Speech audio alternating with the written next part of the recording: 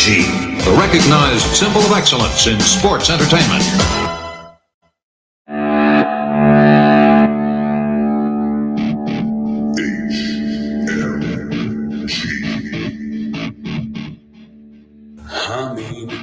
Media Group.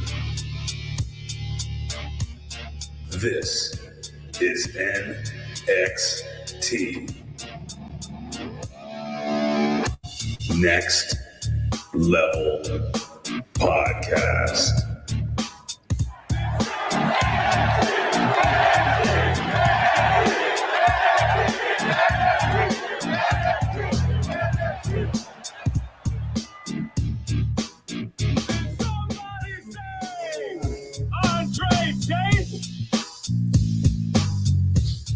Ladies and gentlemen, it is I, it is I, it is I, it is we, it is we, it is we.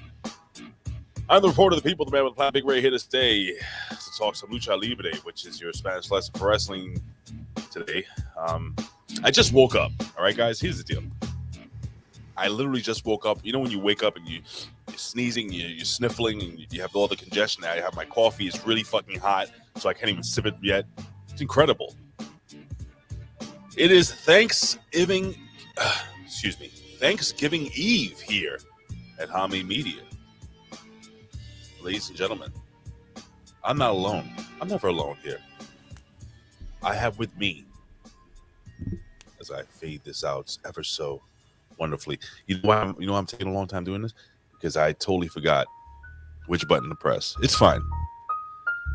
Ladies and gentlemen, he is the 13-time Turkey Bowl. I was born with the mic in my hand. Then I took it from Medina to the SI land. Turkey Bowl Tag Team Champion. The first to pit stops. Ladies and gentlemen, the Great Gravy Guzzler. A Rip Rogers guy. The one. The only. Ladies and gentlemen, it is the motherfucking vet. What is going on? Vet Jamie Williams. Hello, sir. Do you know who my tag team partner was when I was the Turkey Bowl tag team champion? Who was your tag team partner? It was actually your late father. We were tag team Turkey Bowl champions. Are you fucking serious? Yeah. Mm-hmm. He was still, I thought he was working. Like, not working. I thought he had a regular job by that time.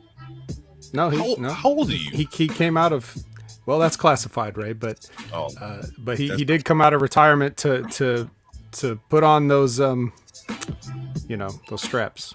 Ooh, I gotta tell you, man, I am. But we had to drop him back pretty quick because, like you said, the job. But when did he have time to wrestle? Well, we didn't get paid by the hour. We got in and out and some Road Warrior shit.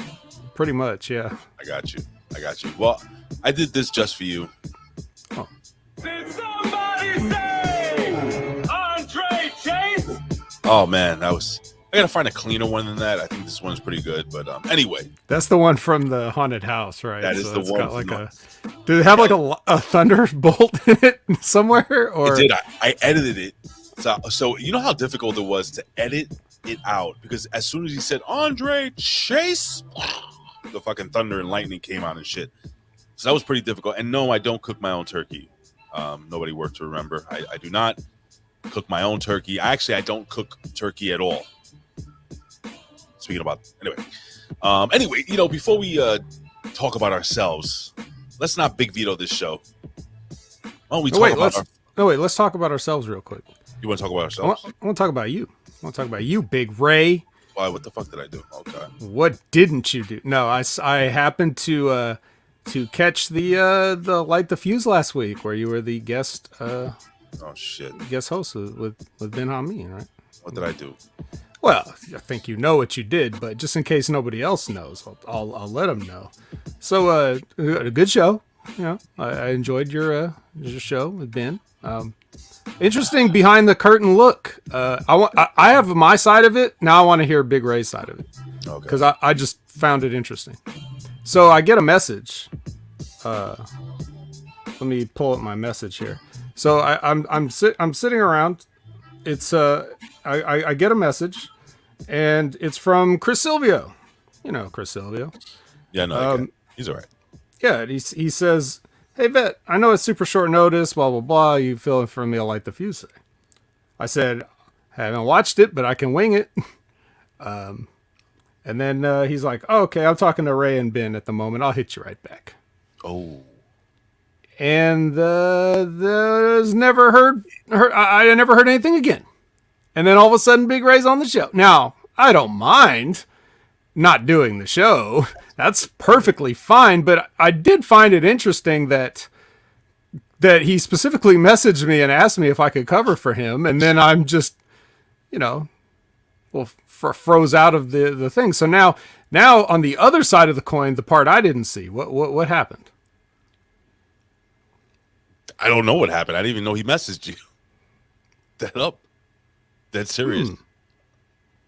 I absolutely had no idea that he messaged you. And we serious like a leg period. Like that serious. Interesting other follow-up. Okay. Because at the time I got the message, I did not, had not started watching it, but with the magic of fast forwarding and, not fast forwarding like skipping, but just putting your playback on multiple times speeds, right? Mm-hmm. I was able to cram the Dynamite in time, and then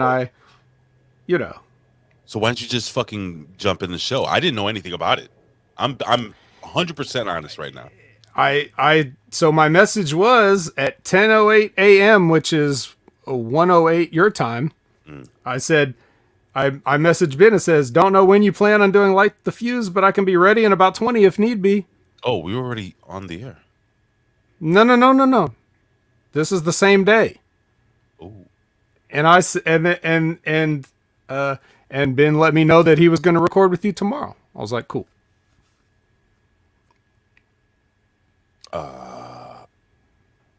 I swear to God, I had no idea he fucking messaged you. No, I'm serious. I'm dead serious. I didn't know. It would have made my fucking week a lot easier. Well, I just thought that. So this is something that you need to discuss with Chris Silvio. Because, see, I'm just the innocent middleman. I'm just the guy that tried to help. Oh, I feel that Chris Silvio is the innocent middleman. He had his own things he needed to take care of. Time out. He never. And the sexy middleman. He is. Very. But he never told me that he asked you to do the show. Because if he said, "Hey, I'm messaging Vet to do the show," then I'd be like, "Great, let the Vet do the show." Well, he may have took from my message like I hadn't watched it, like I wasn't going to watch it. Who's jobbing out? Who's jobbing out to Chris? Is it me or you? Oh, it's you. Oh.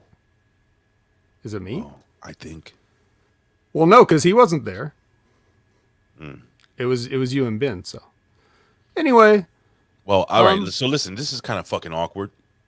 Look, Ray, I didn't mean to make it. I didn't mean to make it awkward. I just wondered if you had like the missing pieces of the puzzle on your side. I have no puzzle. I don't like puzzles. But I have no issue with that. Look, I know you're a fast talking New York con man. You guys are all con men and liars. What are you talking about, dude? And what are you on drugs? Are you on drugs this morning? Of course not. Stop it. So, sons of mine. So I'm not even Tony Khan. Like this fucking sun is like right in my fucking face this morning. Anyway, I was gonna wear these. So there was that. But none of that's really important. What's important is it bothers me though. As I listen to no, forget it. It's over. What? That's it. I just wondered if you knew what happened. You said you didn't, and that's all we can say. Pretty good. Did you see the Charlotte thing? No, I don't watch wrestling. Oh yeah, that's right. You don't watch wrestling. No. Okay. Especially not AEW. No. But I did listen to the show, and I heard you disparaging the great Tomohiro Ishii. Oh, that guy's a piece of shit. Oh my God! Do you hear that? He's a piece of trash. Number one, come on, let's be real, Vet. This guy looks like shit. He wrestles like shit. What do you mean? He's not even tall enough to be a piece of shit. He's more like a nugget, a shit nugget. Oh, He's that's part of the. It's part of the Stone Pitbull gimmick, bro. He's not. He's not intimidating at all. There's nothing special. He doesn't do anything. What does he do? Those punches, a couple of bad kicks. He's terrible. He wears a weight belt. He wears a weight belt, and he looks like he hasn't lifted a weight in fucking years. So you tell me why this guy is over. Well, you just gotta watch his matches, but I watched a match. I watched one match. Look Also, who, bro. You watch a match with Orange Cassidy and the Butcher and the Blade, and you're gonna give a value judgment on a man's entire career based on this one random terrible match that had no business ever taking place. I'll tell you why. Hold on. You can't see it, but my hands are in my pockets right now. Let me explain something to you. You ever Please do. You ever see like a really hot chick, right? And you want to date her, and then you do date her. Oh, hold on. You go on a date with her, and then you end up making out, and she's fucking terrible, like awful. Like her tongue is like tickling your tonsils, that type of thing. Okay. And right there, you know that she's not going to be a good kisser. And you say, you know what? We'll go on another date. Maybe she's just nervous. And it happens again and again and again. The first impression is a big deal. It just so happened that the very first match I watched with this prick was the worst match of his career. Oh, what is with the name calling? He's a prick. He's a piece of shit. Wow. What happened, Ray? What did he do? Nah, I don't want to talk about it. No. Well, listen. Did he do something to you? Did he turn down Bill Apter for an interview 20 years ago or something? No, because he doesn't speak English. So, all right. I mean, Bill would work it out. He would work it out. I could show you. Oh Jesus! Not when he was 20 years old. 5 matches in the past, probably 2 years alone. Okay. That you would think when you saw these matches, it would be the same way you felt when you watched the Walter Dragunov matches. No. I guarantee it. This is me talking, Ray. This isn't some motherfucking Mark. This is me telling you, just like I told you then. Hold on. This is me talking now. Okay, got you, Vet. All jokes aside, can you mute your mic, unplug it, plug it somewhere else? Because it sounds like you're eating a bowl of Rice Krispie cereal this morning. I don't hear anything. Chat, do you hear it? Or is it just me? I swear to God. I'm not even trying to be rude. I just don't want it to be an offensive listening experience. Say something. My end. Chat, do you hear anything? Nobody's fucking even mentioning. They're fucking arguing with each other. Anyway. Just me. Okay. Maybe it's just me. But I'll tell you something. You know what? Vet is popping. See, I told you. Wait. Popping like he's popping? Like, yo, that nigga's popping, yo? Or is he like a good thing? Anyway. More people. I need to know. Anyway. Ishii is, see? The Vet's audio crackles when he speaks. Okay, there's nothing I can do about it. So, yes, there is. I'm going to try this. Sign out and sign back in. You fucking kidding me? I'm going to drop out of the show right now. Drop out of the show and just come back in. Like, literally get out of StreamYard, click the link again, and just come back in. We do it all the time. It's probably an issue like that. I promise you. It will work. Good, he's gone. So now I can talk about what I really want to talk about, ladies and gentlemen. Knicks. We are the New York Knicks. Say go New York, go New York, go. Go New York, go New York, go. Oh yeah, the New York Knicks New York, go. Go New York, go defeated the LA Lakers last night at Madison Square Garden. I shouldn't have come back. I shouldn't have come back. Coming back was a mistake. I gotta tell you, man. Wait, you sound great. Say it again. I said I shouldn't have come back. It was a mistake. But I gotta tell you something. Your microphone is working now. Hey, can we? Do you mind putting over who's in the chat right now? Yes, I do. I can do it. Yeah, you do it. Fuck, Tech I is hate hard doing for it. me. Tech is hard for me, Ray. I can't figure it out. I'm It's old. It's not hard, but did it not Sonic fix- said I was. It fixed the crackling gimmick. It's no longer there. What's fixing your freezing up and your shitty internet? I don't know. I'm on 5G, dude. On a 5G hotspot? I guess so. All right. So in the chat right now, we have nobody worth remembering. He or she is in the chat right now. We have Pierce Austin is in the chat. Motherfuckers. Pierce Austin. I don't do this well, by the way. Canada Spaceman. Big shout out to Canada Spaceman. What's going on, man? Here early in the morning. Canada Spaceman. Oh, yeah. Who else we got here, ladies and gentlemen? We have Lab Rat. The legendary Lab Rat. And ladies and gentlemen, it's Yohimbo. Yohimbo's in the house. Babo. The mighty Babo is in the house, ladies and gentlemen.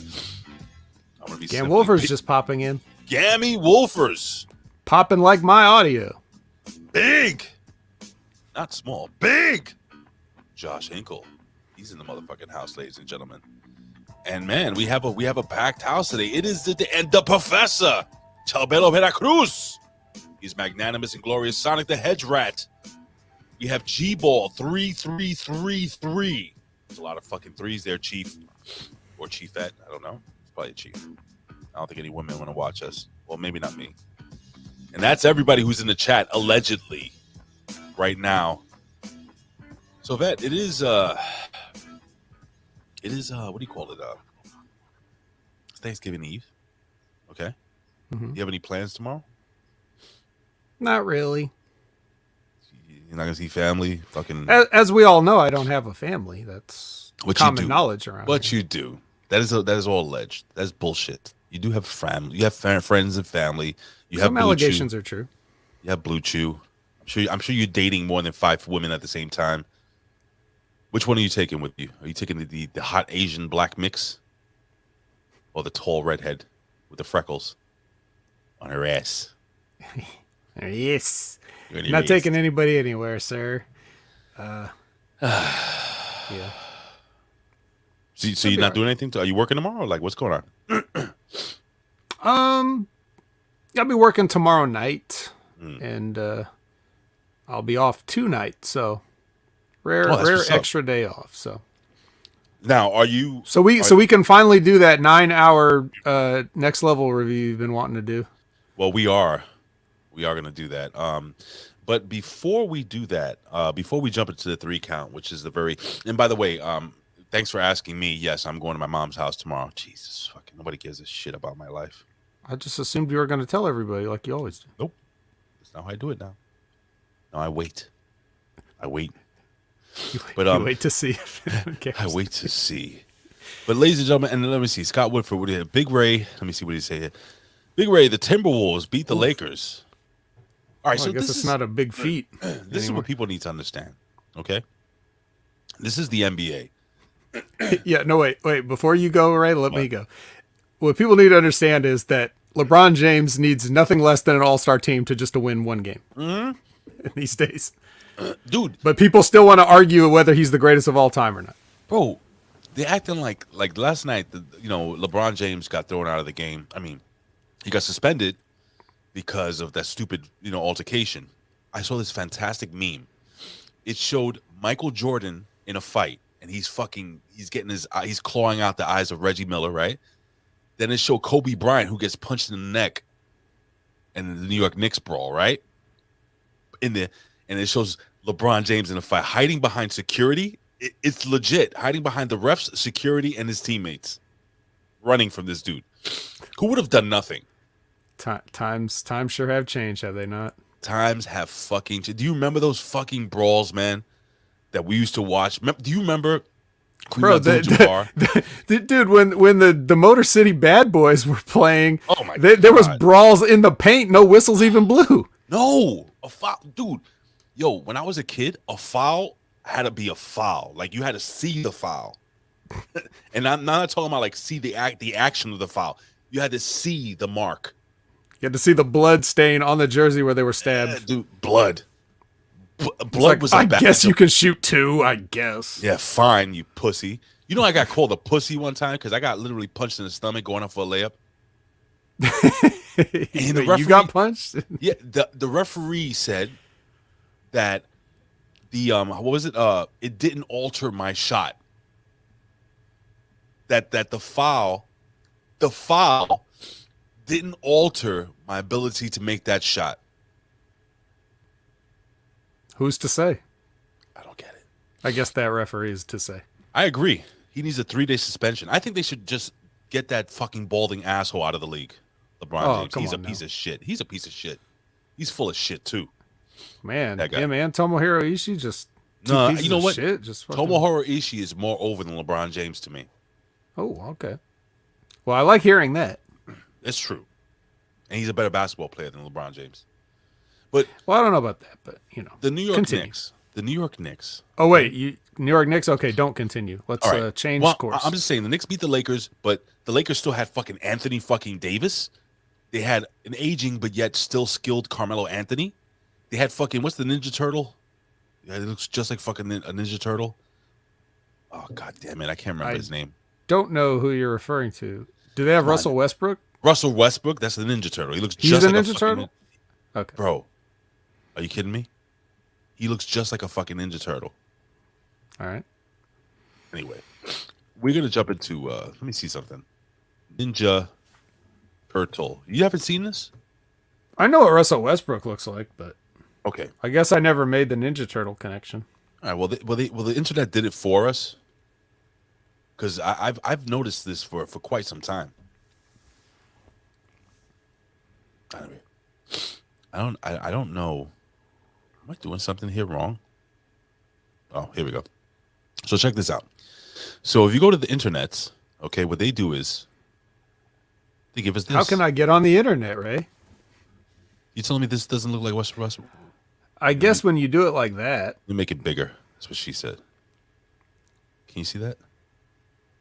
why does he have the Percy Watson glasses? That's a Percy fucking Watson.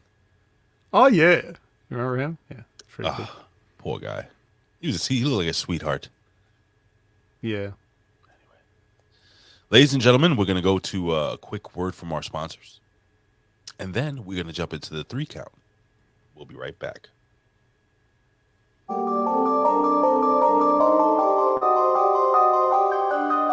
It's the holidays.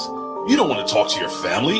You don't want to watch those same old boring movies you've seen 1,000 times before. Get yourself the hottest gift for the holidays, a subscription to Hami Media Group at channelattitude.com.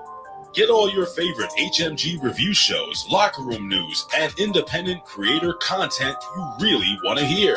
Subscribe today at channelattitude.com and give yourself the gift you really wanted for the holidays from your friends at Hameen Media Group. This is the 3 count with today's biggest stories in pro wrestling, world news, pop culture, sports, and more. And now, back to Big Ray and the Vet.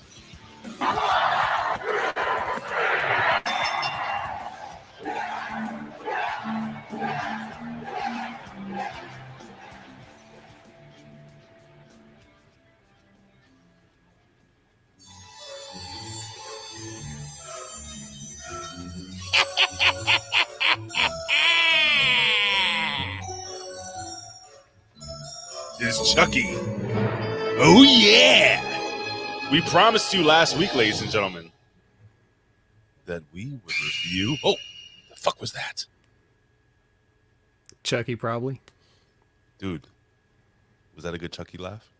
I thought it was pretty good. Fuck yeah, dude. I've been working on that shit all fucking week. I've been at work in the lobby of my building just laughing like that. And people Just like grabbing people like, hey, who's this? And then they're Yeah. like, I don't know, Chucky, I guess. Get off me. fucking weird, dude. I got suspended.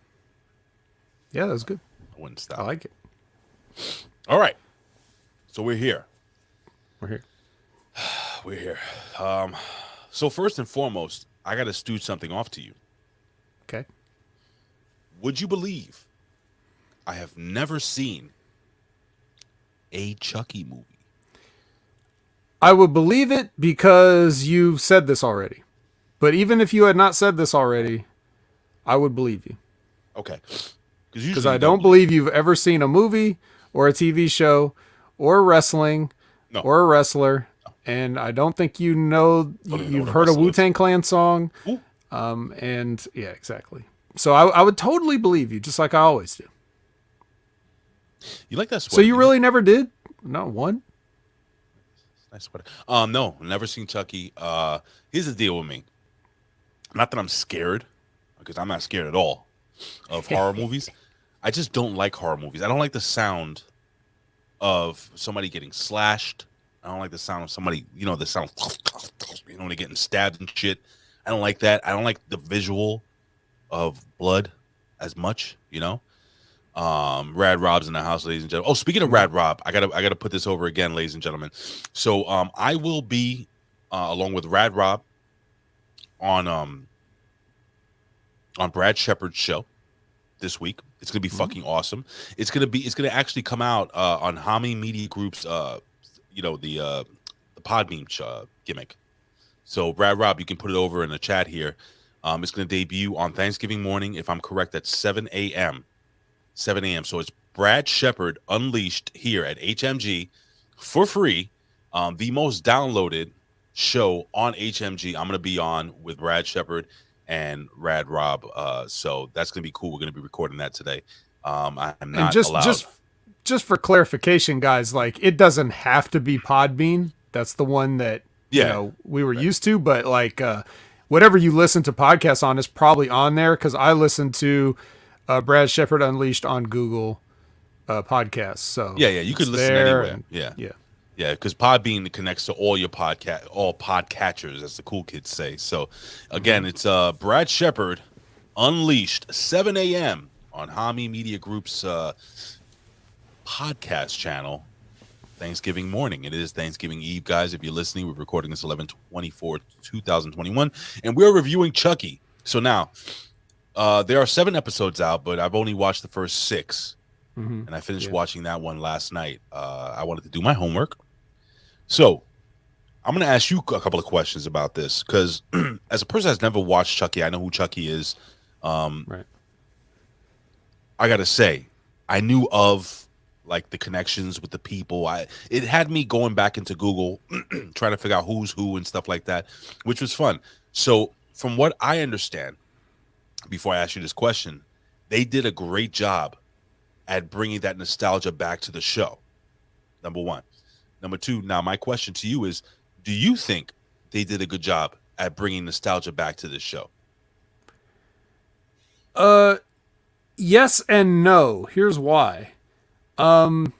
Yes, I think they did a good job. I don't think it's nostalgia, though, that you're necessarily talking about, because in some ways, Chucky's never really gone anywhere since 1988 when he first appeared. Right. Like he's never not had like a movie or something. There was probably like a period where he kind of dipped out for a while. Right. But then he made a big comeback in recent years. So, one thing that's kind of cool about the series, if you're a fan of it, is the way it continually tries to like reinvent and move forward.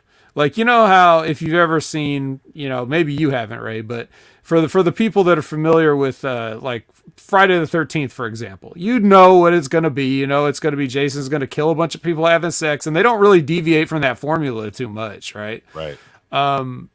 So the biggest thing they have to be creative about is figuring out a reason why this guy has to be back in this doll every fucking time. Right. Because in the original movie, he was trying to get out of the doll, put his soul into another human body, and escape the doll so that he didn't get stuck in the doll. I see. So that was kind of like his, that was kind of his reason, his motivation, because if he stayed in the doll too long, he would become human, but as a doll, and then he'd be vulnerable and mortal just like any human would. So, but they keep coming up with ways to get him back in the doll and to keep, you know, body switching and hopping. So I gotta say, it's got good ratings on Rotten Tomatoes, as I showed there, 90% fresh gimmick. I like what they did for somebody like me who I never watched the movie. They gave you the whole backstory throughout the first 6 episodes, like who Chucky was. Now, wait 1 second, Ray. Let me just cut you off right there. Go sell dude. to the corner. Go ahead, That backstory was never known. So we are now getting to see. Oh, really? What? Yes, this is all new material. We've dope. never known this stuff. We're getting the origin story now. You know, like some damn near 30 years later. You know, that's incredible. So for a fan, are you a fan of the Chucky movies? I would say yes, even though I fairly judge them. You know what I mean? I'll give you a quick rundown. Number one, I think number one's an all-time classic. It's not what you would consider like a good movie, like everybody will love it in the world, but the way you're describing how you feel about horror movies, like among that genre, I think the first one is really good. Second one's kind of crap, you know, like the Cash In sequel. Third one's even worse, you know, Cash In, another sequel, and then it kind of died for a little bit, and then it came back with the Bride of Chucky thing. That's where Jennifer Tilly, right? Right. That was where who has some great tits, by the way. Of course. Fantastic. That's where the reinvention started, because they were like, okay, how do we keep this fresh, you know, after we kind of thought we did a trilogy and we're done. So this is where like the Jennifer Tilly plays like both Chucky's girlfriend and his she plays her real life self, Jennifer Tilly, the actress. So she plays like both parts in the movie, and they make jokes about that. And then Seed of Chucky is like where Chucky has a kid, and that's pretty damn weird. But it's still like I don't know, entertaining in a way. And then they kind of took a little hiatus again, and then they kind of came back with I want to say I mix up. It was like Curse of Chucky and Cult of Chucky. I forget which one's which. But one of them introduces the character, what's her name? The one that's possessed by Chucky now in the show. God, I know who you're talking about. The young lady that she's a cripple. Yes. She can't walk, right? Yes. And so she's in one of these movies. Now, she is the daughter of the guy that does the voice of Chucky, Brad Dourif, who's an actor that you probably know him if you've seen him, but he's probably most famously known for doing the voice of Chucky. That's his real life daughter. So that's pretty funny. And that may explain why she can do that voice so good, you know, when she's trying to, when she has to pretend that she's possessed by Chucky. Yeah. And then there was another one where it took place like mostly in like a mental hospital or whatever. And that was pretty good too. So now we're all caught up to the movies. And then they did a horrible reboot that I didn't watch, but I know it was horrible because just look at it. And then they decided, you know what's better than this reboot? Going back to the old shit and doing a continuation of the original story. So I'm honestly surprised that Chucky's able to have stayed this fresh and reinvent himself over the years. Well, this is cool because, again, you have a person like yourself that enjoyed the movies, knew about the movies. Now you're getting this this backstory that apparently I didn't know. Nobody knew, you know, his full story, which is cool. And I think the story is excellent. I like the backstory. I think it makes sense. I even like the little part where he's in, where they're, and listen, there's going to be some spoilers here. So I'm going to give you 5 seconds, okay? 5 seconds to fast forward about maybe 5 minutes, okay? So I'm going to give you a countdown. 5, 4, 3, 2, 1. Spoiler. So when they go buy the car from the old man, right? Right. And, you know, now they're going to know they bought a car from an old man, Ray. You spoiled it. Well, even though you warned them. They killed they killed the bastard, right? Which I knew was coming. Sure. But the cool thing is, like, they're sitting in the car, they're driving away after killing the guy, and that's Chucky and the Bride of Chucky, and then he's reading the Book of Voodoo. Mm-hmm. She's like, "What's that?" And he's like, "Oh, it's just, you know, like a little something on the side. I do, whatever, an interest or whatever. I forgot what he said, but now you understand where he got the ability to connect with the dark side, to basically live forever. Now, for those who are going to watch the series, I have to put out there, and there are a bunch of homophobes out there. There are people that don't get it. There are people that think there's an agenda, and I do feel in part that they're.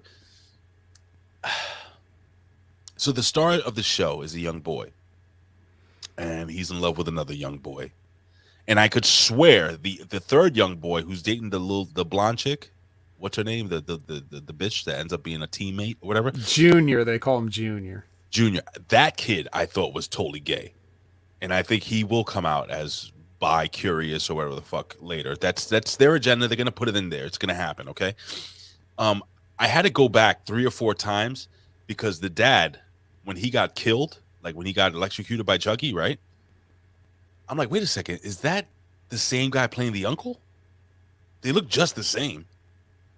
And yes, he's playing his twin brother, I guess. Okay. It is. So I wasn't really sure. Did you notice that? Like, wait a second, those 2 same guys? Maybe. I don't like watch these shows with an eagle eye. Like most of the time I have them on. We're reviewing it. Yeah.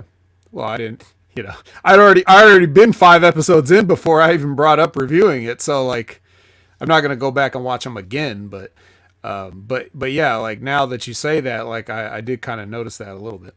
Yeah. I was like, wait a second, that's the same guy. Listen, I thought I honestly, and again, Rotten Tomatoes, whenever I go look at the show, I look at Rotten Tomatoes because I look at the fan score. And the fan score is incredibly high, but also the fresh rating is super high as well. 88 and 90 for the fans. So it's a show that somebody like me, I'm going to recommend it, who's not into horror. And yeah, I kind of cringe when he's fucking stabbing people and one of my favorite murders. You're about to say the hospital one, right? With the syringes? Yes. How do you know? Well, because you started making a stabby motion, so I was like, well, stab a lot of people though. Yeah. What's your favorite murder of the show so far? And there are only 8 episodes, I think, for this season. So we got 2 more. You know what? This is going to sound lame, but I didn't really think about it like that. That was a pretty good one, though. That was a great one. Or maybe maybe Junior's mom, because it was just like because especially like right after we just find out everything that she talks to her son about, right, being terminally ill or whatever. It's like yeah, but that is the thing though. But it makes sense. Chucky for you. It makes sense that she would maybe perhaps attempt suicide, in that state, because she had already decided she was going to text the dad like, oh, I decided not to get treatment, just fucking ride it out with the cancer. She was stage 4. Stage 4 is really bad, right? I'm pretty sure it gets worse as it goes up. It's terminal, right? But is stage 4 considered terminal? Or is it still fightable? I'm not sure. Okay, but what do you think, Disco? Okay, he's fine. He's in the turkey suit. Anyway, I would highly recommend this show. It has a little bit of humor. Actually, it has a ton of humor, but it gets fucking dark. It's very well written, and I love the flashbacks when he was a kid. Now, as a kid, he was a piece of shit. So let me ask you a question. Why did he kill his own mother? Was it just because he had that bloodlust? Because so for people that didn't watch, what happened is that you had this serial killer going around killing people in Hackensack, New Jersey. By the way, Hackensack sucks. New Jersey sucks. Professor, I love you, but it's terrible. It smells like an armpit whenever you drive through. But anyway, the killer's gonna come in and kill the kid, but he sees that he killed the mother, and he's like, oh, it's kind of the thing, like, oh, this kid's got some potential. He's a good kid. Why did he kill his mom? I don't know. I think that's only there to illustrate just how messed up he was at an early age. Like, this is something that at that stage of your life, it couldn't have even been learned. Like, you couldn't have necessarily had an environmental trigger. So they're basically letting you know he was born like this. and it's nobody's fault. It's fucking. It's good. It's a very, very good show. I was very interested to hear what you would think of it. As now essentially what you're doing, Ray, is you're just watching a television show, Right? Because you don't have the frame of reference other than, Chucky's so famous in the world that everybody knows who he is, even if they never watched 1 second of the movies, but you know who he is, and that's your experience. So as a TV show, you're just experiencing it as a TV show. So I was very interested to see what you would think about that, just looking at it with no preconceived notions and no outside influences. Like, you can't be like, oh, this isn't, Chucky would never do this, even though obviously Chucky would do all this because the same guy, what's his name? Dan, I forget the guy that created Levy. it. I don't know.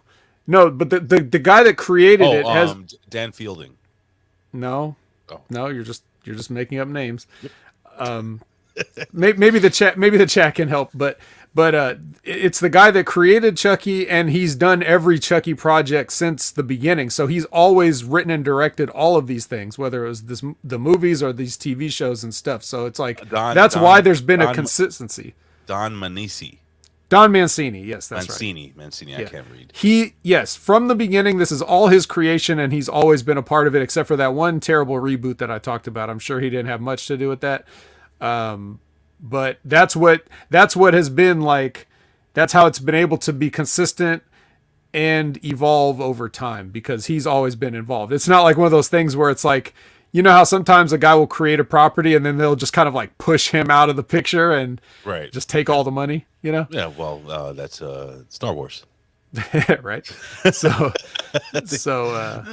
yeah, Chucky maybe not as lucrative as Star Wars, but same basic point. So Star Wars sucks. What? Yeah. Mm-hmm. It does. It does now. It retroactively terrible. does now. Fucking terrible. I used to be a Star Wars fan. Me too. So I used to be a Star Wars fan until I started doing a podcast with Papa Don and these guys. Well, I'm sure they couldn't have done as much to put you off as the actual 7, 8, 9 did.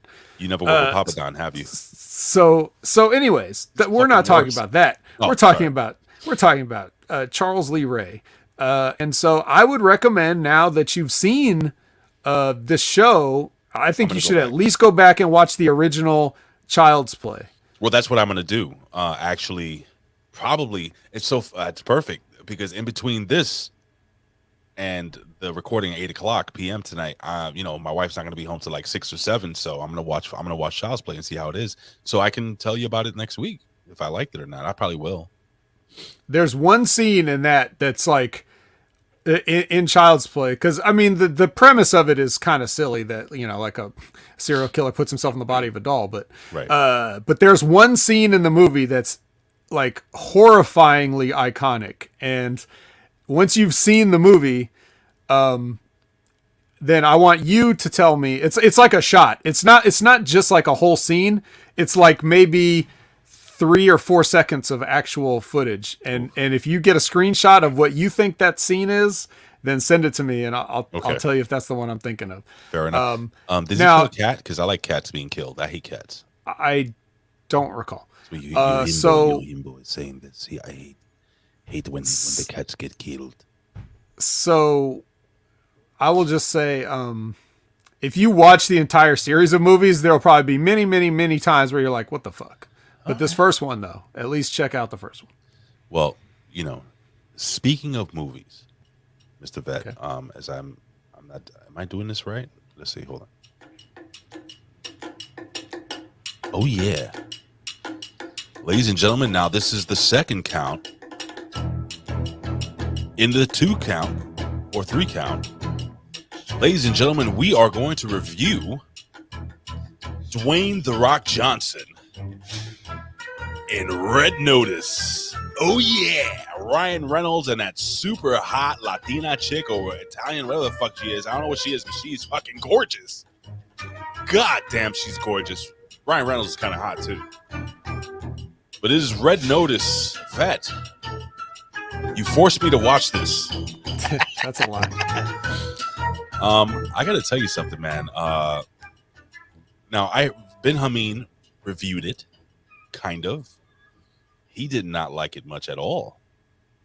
I, on the other hand, found it to be quite delightful, enjoyable. A fan of Indiana Jones. I'm a fan of 007 movies growing up. I thought it was a mix of 007, Indiana Jones. Yeah, they had a lot of stupid, silly things said and jokes, but that's what Ryan Reynolds does. I think this is a perfect role for Ryan Reynolds, and it kind of reminded me of The Rundown with The Rock and Stifler a little bit. I thought this was really, really good. I really fucking enjoyed Red Notice, and that's what we're talking about right now. Canada Spaceman, Yojimbo, guys out there. What did it say? Been buried Red Notice. Now, I'm going to ask you, what did you think of the movie? And be like totally honest, man.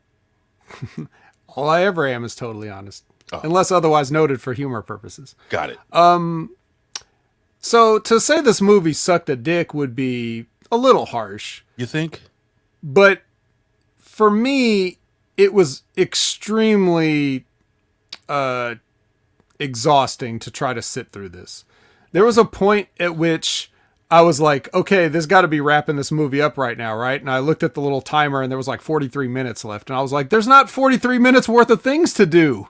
It's just wrap this shit up, B. I wish I had a wrap it up box so I could push the button, you know? But like, it's the movie is so basic. I don't know a word that's better to describe it than that, because like you said, it's like a generic version of the two things that you mentioned, like the 007. It's like if 007 and Indiana Jones, but none of the good parts of that. Just sometimes I don't even know if they're supposed to be jokes, or if they're just expecting Ryan Reynolds being sarcastic to be, that's the joke. He could sleepwalk his way through roles like this at this point. This is all he's been doing since 2003 when he was in Van Wilder. It's just been this guy the entire time. And like, if you notice, like, there's nothing about the individuals here. Like, first of all, other than being hot, I don't know what Gal Gadot actually does. She's not like a good actor. She's fucking hot is what she does, dude. Yeah. Jeez. So like, I get that. So you just like, okay, just put your obligatory hot leading lady here or whatever. Show. But with the guys like Ryan Reynolds and The Rock, who are so capable of performing, I feel as though any two people could have done this. Like any two bums, like any two mediocre actors could have done this, because on the page, there's really nothing there for them to work with. So I really wish, since this was like The Rock's production, I wish that he could have had somebody write the script knowing that you have Ryan Reynolds and The Rock in mind, and not write something so generic that anybody could play, but something that plays to the strengths of those two guys. Because those guys, dude, the movie should have been way funnier and better than this. You like think so? knowing that these two guys were involved, Right. you know, like even if you liked it, Ray, let's say you clearly liked it. I enjoyed it. Yeah. But don't you think that as much as you liked it, you could have liked it way even more if they had like a little more that played to these two guys' actual individual personalities, rather than just had the kind of generic script to it? Here's the thing. I expected a lot less. And I came into this movie expecting total trash, unenjoyable, dumb shit. So when I came in, okay, expecting the worst, and all Ryan Reynolds does now is dumb down Deadpool, Bobo says, and I guess he's right in retrospect, you know. No, all he ever does is a regular Van Wilder, and then he amps up the Van Wilder for Deadpool. Yeah. But other than that, No doubt. But I came in expecting a terrible movie, something to be bored and like, oh God, I'm gonna watch an hour of this and turn it off. But I didn't listen, man. It's no Indiana Jones, and the one with his dad, that's 3, right? Or is it 2? Which Indiana Jones is the one where his dad comes in? it's the third one. That's probably the best Indiana Jones. Like it's like the dichotomy between he and his father. Who plays his father again? Sean Connery. Sean Connery also played James Bond. Dude, oh my God. Hello. Like that was beautiful. That was a beautiful movie. That's like this is a really poor man's version of that movie. I'm gonna say like a really poor. I'm talking about like a homeless guy with one sneaker version. You know what I mean? He's got his little McDonald's coffee cup. Yes, you know, and the money that he has is just the money that he keeps recycling. You know, just to make it look like people are giving him money, which is very sad. Damn, like I just got bought down. Anyway, so look, I'm gonna ask you then. Out of 5 face slaps, all right, and we are talking about Ben Hameen's face slaps, as we have my award here. It's a $5 face slap. 5 face slaps. What do you give this movie, my friend? Okay, so now I may have mentioned this before, but I do not go by a 5 anything system. If it's movies, I go by 4 stars. We'll do 4 face slaps. That's so fine. if it's out of 4 face slaps or 5, either way, I'm giving this movie struggles, and I mean struggles weekly to get a 2. Really? The 2 is like the fingernails just coming up over the edge. Like, I got 2. Like that's how it's damn near a 1.5. Like somebody getting away from Chucky. It's like yeah, exactly, right. And then he's just right there to step on their hands and go. But like. You know, yeah, it's just so cliched. Everything's corny. They spend a lot of time just explaining stuff at you, especially at the very beginning. Like they try to do that, you know, thing where everybody's just a cool badass and they're just explaining stuff that's happening. Like it's called exposition in the business. It's just like a lot of exposition. I hate to tell you this, but I think they're signed for 2 more movies. Well, they have opportunities to improve then, because now that you know. Candace Spaceman's going on a rant about Green Lantern. I'll get to you in a second. He says, I'm going to read this real quick because I never watched Green Lantern, so maybe I'm going to take a look at it. Well, yeah, you've only watched Red Notice and this season of Chucky. You've never seen anything else, so. No, I've never watched anything else. But he says, Canada Spaceman says Green Lantern was great. I don't know why the fuck everyone hated it. They obviously never grew up reading the comic book. Was usually pretty serious, like a late period, and the Candace movie Spaceman did not write like a late period, for the record. And the movie was mainly was too. I'm sorry, mainly was too. Do you agree with him? Green Lantern was all right, but it was people treated it like it was terrible. It wasn't terrible. It just wasn't amazing. It was just. Was it terrible like a late period? I'm sure a late period can be very terrible, especially long term. If that becomes an 18-year problem, but yeah. So I'm just gonna say, if they do 2 more movies of this, now that you know it's The Rock and Ryan Reynolds, whoever writes this fucking script, just try to make it something that they can have a lot of fun with. You know, like think about when you see something like I don't know. Born. Okay, like Jumanji, right? You know, those ones that had The Rock in them and Kevin Hart and stuff. That was and fun. You see those movies where like they get switched into different bodies, so they have to act goofier, right? Because Jack Black's acting like a girl, and you know what I mean, like a young teenage girl. So that's funny. Like those kind of things. I'm not saying you have to do exactly that, but that gave them a chance to act differently than they normally would. So we know that The Rock can be very funny, but in this movie, he's just kind of like trying to be the cool badass guy like he always is. Like it kind of gets old because we've seen him do that a lot, and we know that he can do other things. So I just that's my notes on it. Just write to your to your actors, you know. Yeah, I don't disagree. I'm gonna give it 3. I'm gonna give it 3 face slaps out of 4, and that's for me. Listen, but you also had the lowered expectations thing, which that is a thing. Like when people think things are better than they are. This is not something you probably want to watch again if you had to, right? You'd probably want to avoid having to spend 2 hours watching this mediocrity again, right? Yeah, I don't know, man. Is this one you can go back to? Like, hey, honey, let's throw on Red Notice. You know, our favorite movie. No, I wouldn't do that. I don't think I would do that. But you can subscribe at channelattitude.com. That would be awesome. All right, guys, head over to channelattitude.com. Listen, Just put down your Starbucks for one day, and that gets you a month of HMG. And not only that, but it's like all this, like you get like so many fucking shows, video and audio, gimmicks. It's really fucking good. Like, think about this. They're 30 days in a month, right? It costs $5 to support HMG on channelattitude.com, right? So what is that broken down? Can anybody do math? How much is that a day? I spend legit. Couple of cents. I spend $4.74 on a coffee at Starbucks, and I do every fucking day. Oh wait, no, we don't do that. Wrong banner.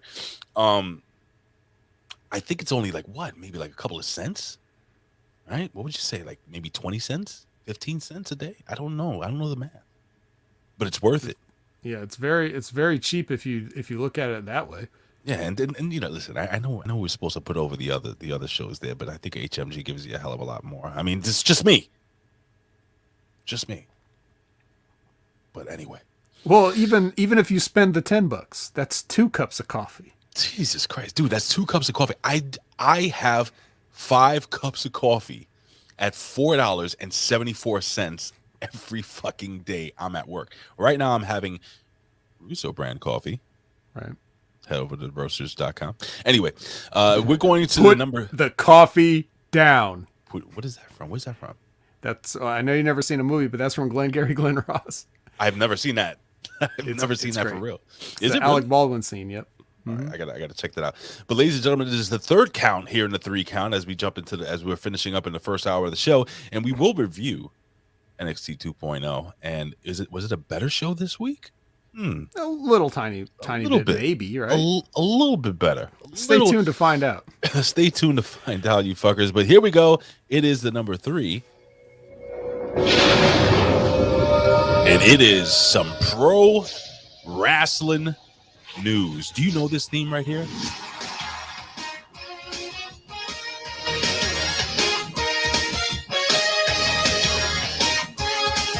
Every week, I'm going to give you.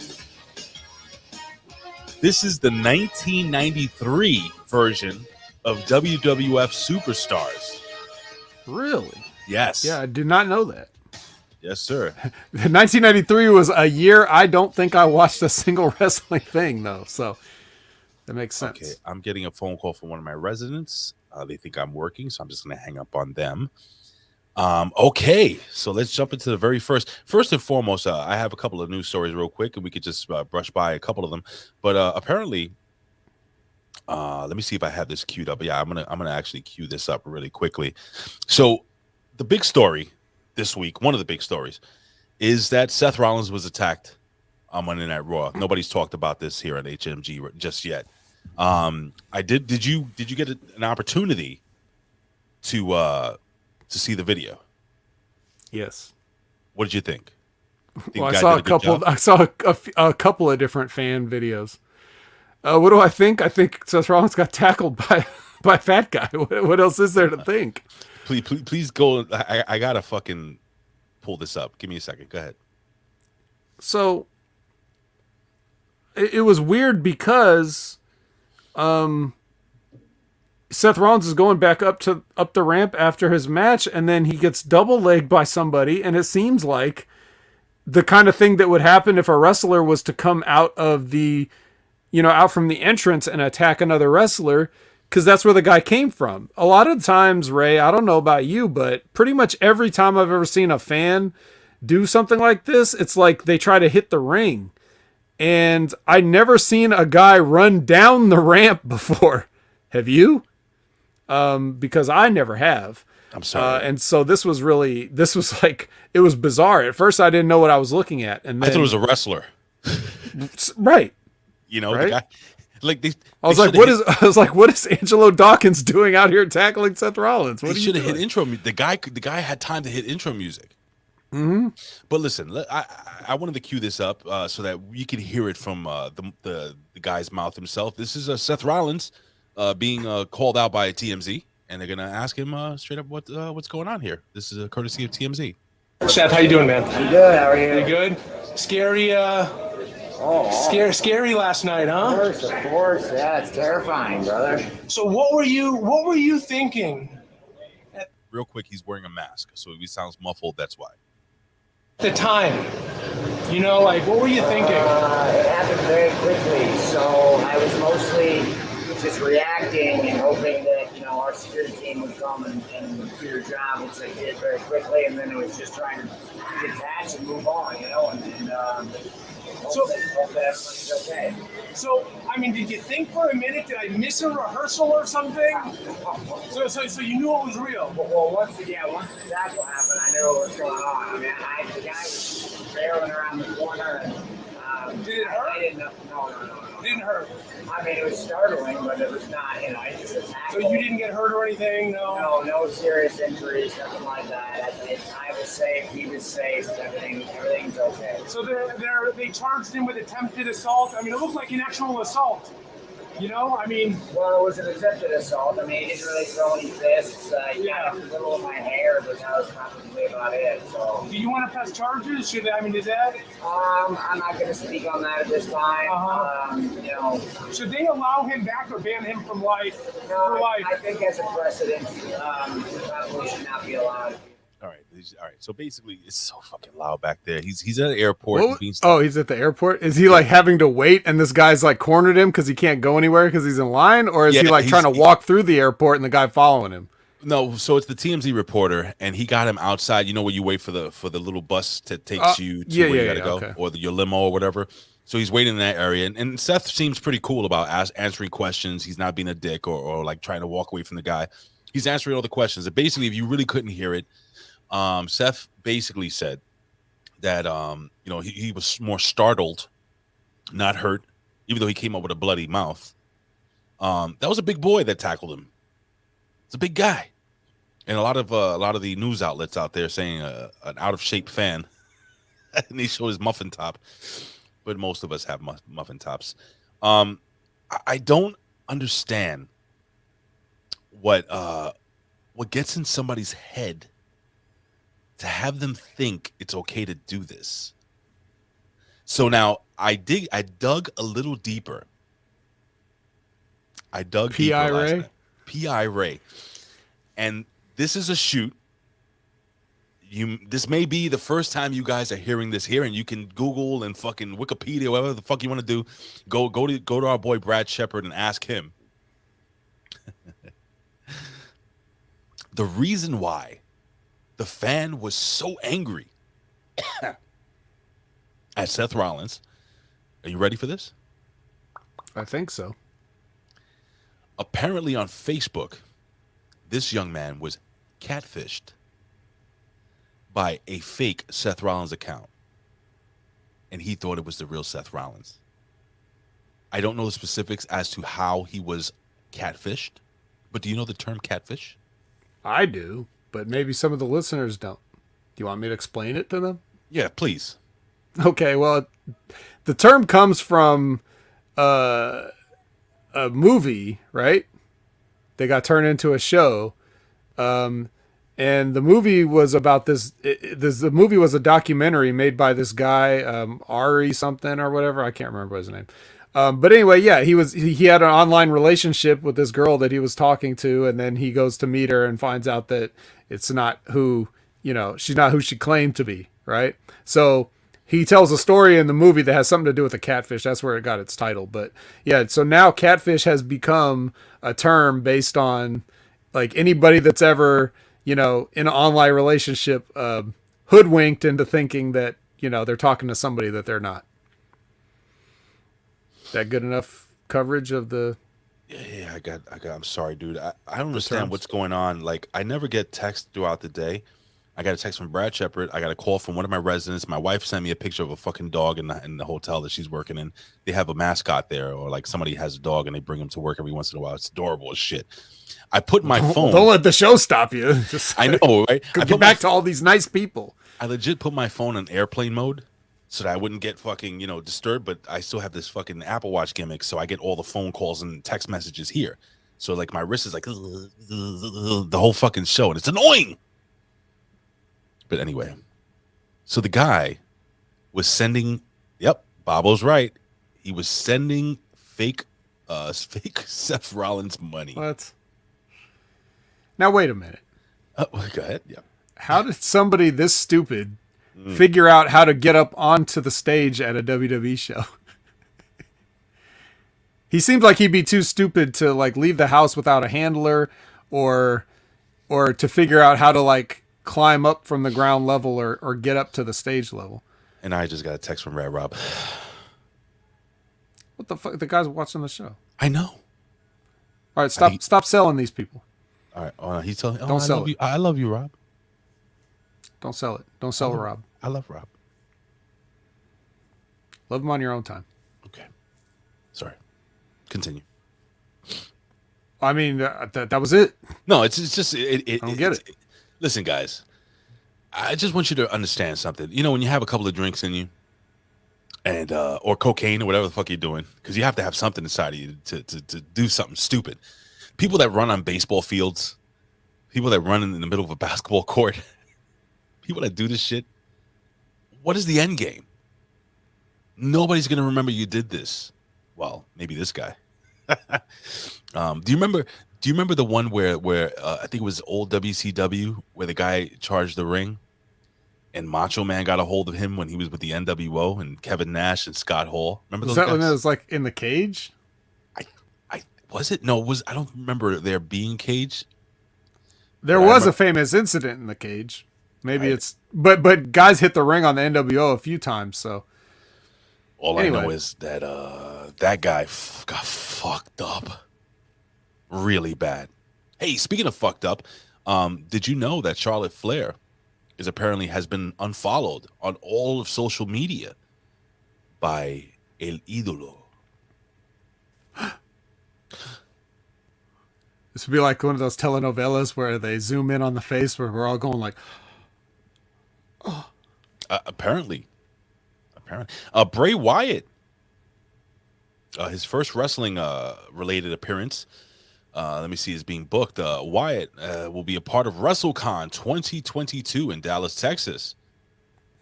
So if you guys want to go check that out, there's really not much going on. Coincidentally, where WrestleMania will be held.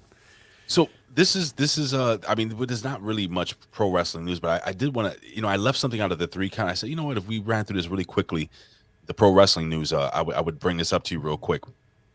So this is not wrestling related, but well then can we just put one real pause in here real quick? Absolutely, because there was something I wanted to say about the Seth Rollins incident. Yes, please. I didn't know if we were going to talk about it today, but it occurs to me when I saw this, like, so after this guy jumps Seth Rollins, obviously immediately there's the backstage producers and referees and securities and whatever, like trying to get this guy off of Seth Rollins, right? Mm-hmm. So anybody that listens to the shows that I do here is probably very, very familiar, and even to the point of being tired of hearing me say, like, they're very selective when they do these spots where they're supposed to be like a pull apart. Sometimes, 2 women can get into a shoving match and then there'll be 10 referees in between them in 5 seconds. Other times guys can get beaten with stairs and chairs and ladders and everything else, and everybody just stands around watching it and doing nothing, right? So we all know that they're inconsistent when it comes to security when it's in a kayfabe sense. But when we see something like this, that it happened on camera, they couldn't cut away fast enough to the point that if you watched Raw on USA or whatever, you saw that Seth Rollins get dipped. Okay. Like they couldn't cut fast enough to because maybe they in the truck didn't even realize what was going on. So you saw him get dipped, and then you saw all these people come out, and then they cut away from it.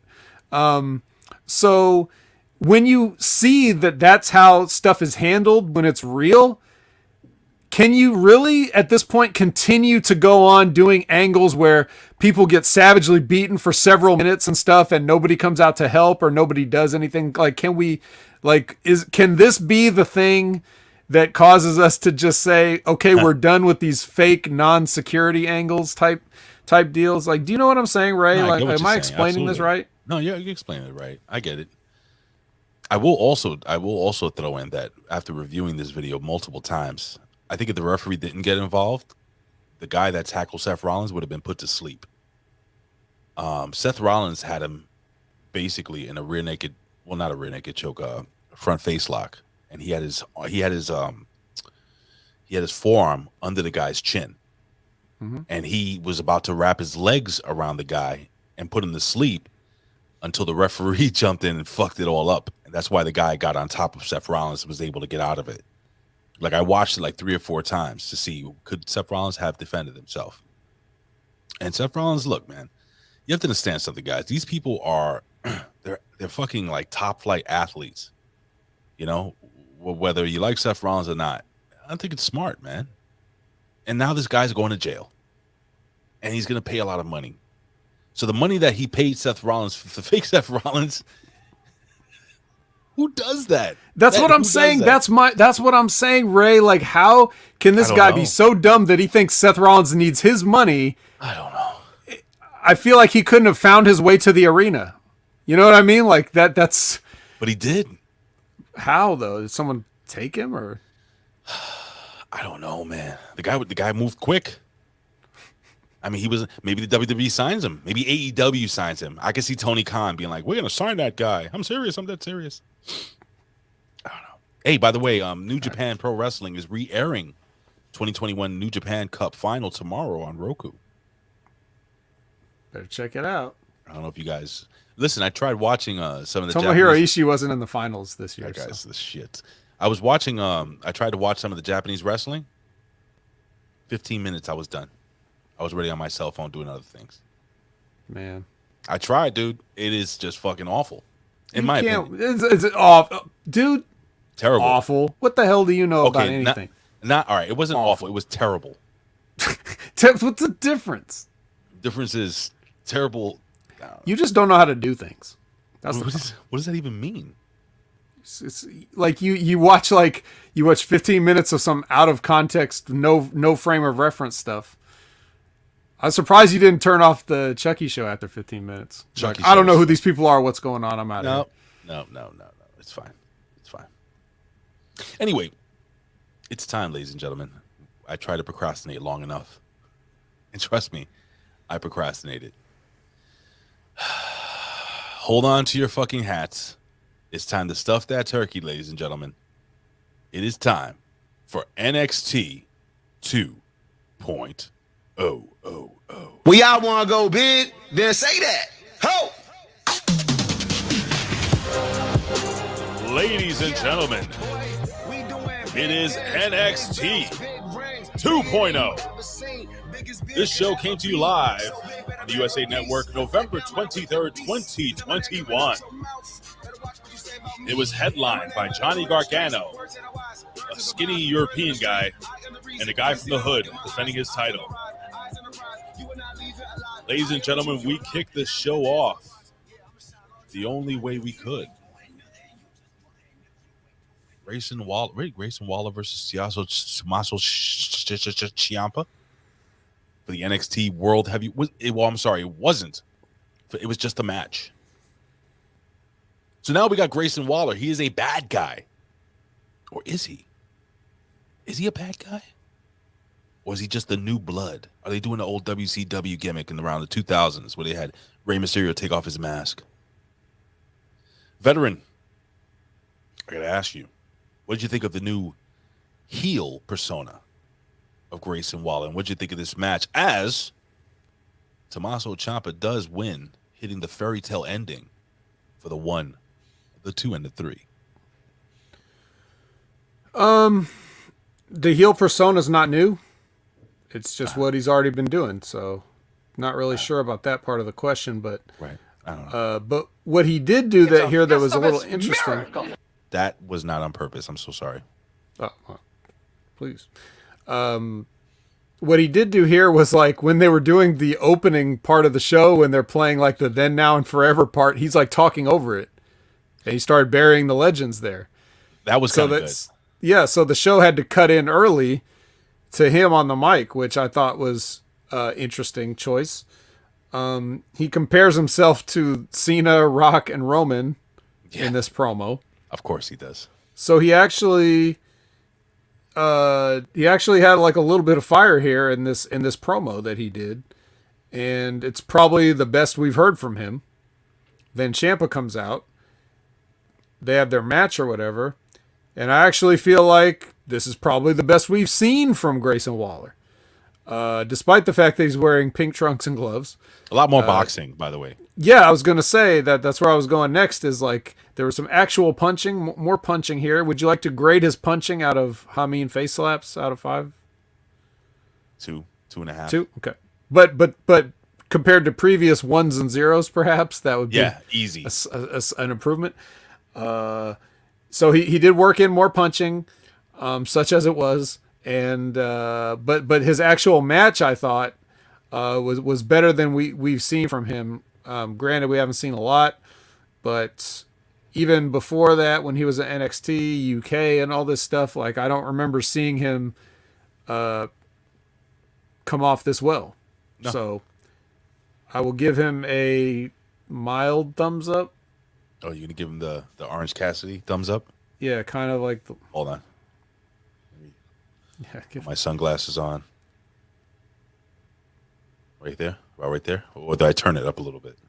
Yeah, something like that. So it's that's what I thought. I don't know if you felt the same way, or I felt the same way exactly. But that's why you're the vet. I kind of lean towards what your breakdown of this match. Yeah, I thought he did better. I thought it looked like he didn't have to pander to the crowd at all. So he focused in on what he was doing during the match, and I think he did a great job. That kind of character needs to be an arrogant son of a bitch. Needs to be a bad guy. He has been right, and he came off as a baby face. He comes off as goofy. As a heel, he comes off as arrogant. It's a big difference, and I think it works. I think this is a good move for whoever's writing the show. Well, clearly somebody sees something in him because he gets time each week, and they put a focus on him. So somebody likes it. Yeah, I mean, he's a good-looking kid. He's in good shape. He's going to probably put on another 10, 15, 20 pounds of muscle over time. So we'll see where he goes. Very athletic. And he has an accent. So that's like if you had zero charisma, but you have an accent, you get an automatic +2 charisma. He's got an accent. Like Jimmy T. Jimmy's not in the group. He's probably sleeping. Oh, why not? It's Australia. What time is it in Australia right now?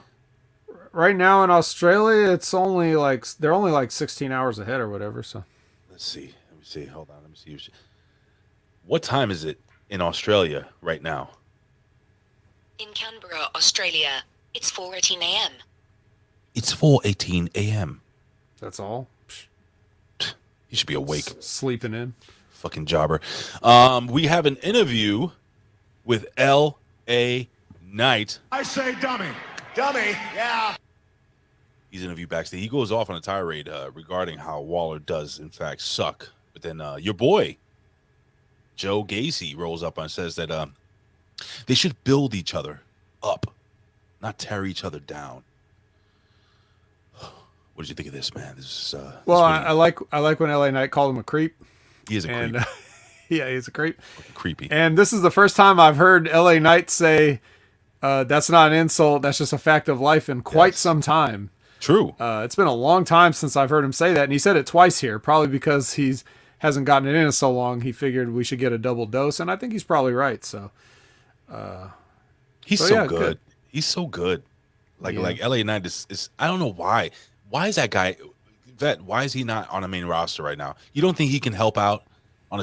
I mean, you had fucking what's his name, T-Bar or T-Bone, doing the fucking Grizzly gimmick when Vince McMahon came out with the fucking egg. You tell me that you can't have Mace. LA Knight Anyway. Whatever, but that shows you how important they are because you can't even bother to remember their names. I don't know. Hambone. Is that what he's called? Yeah.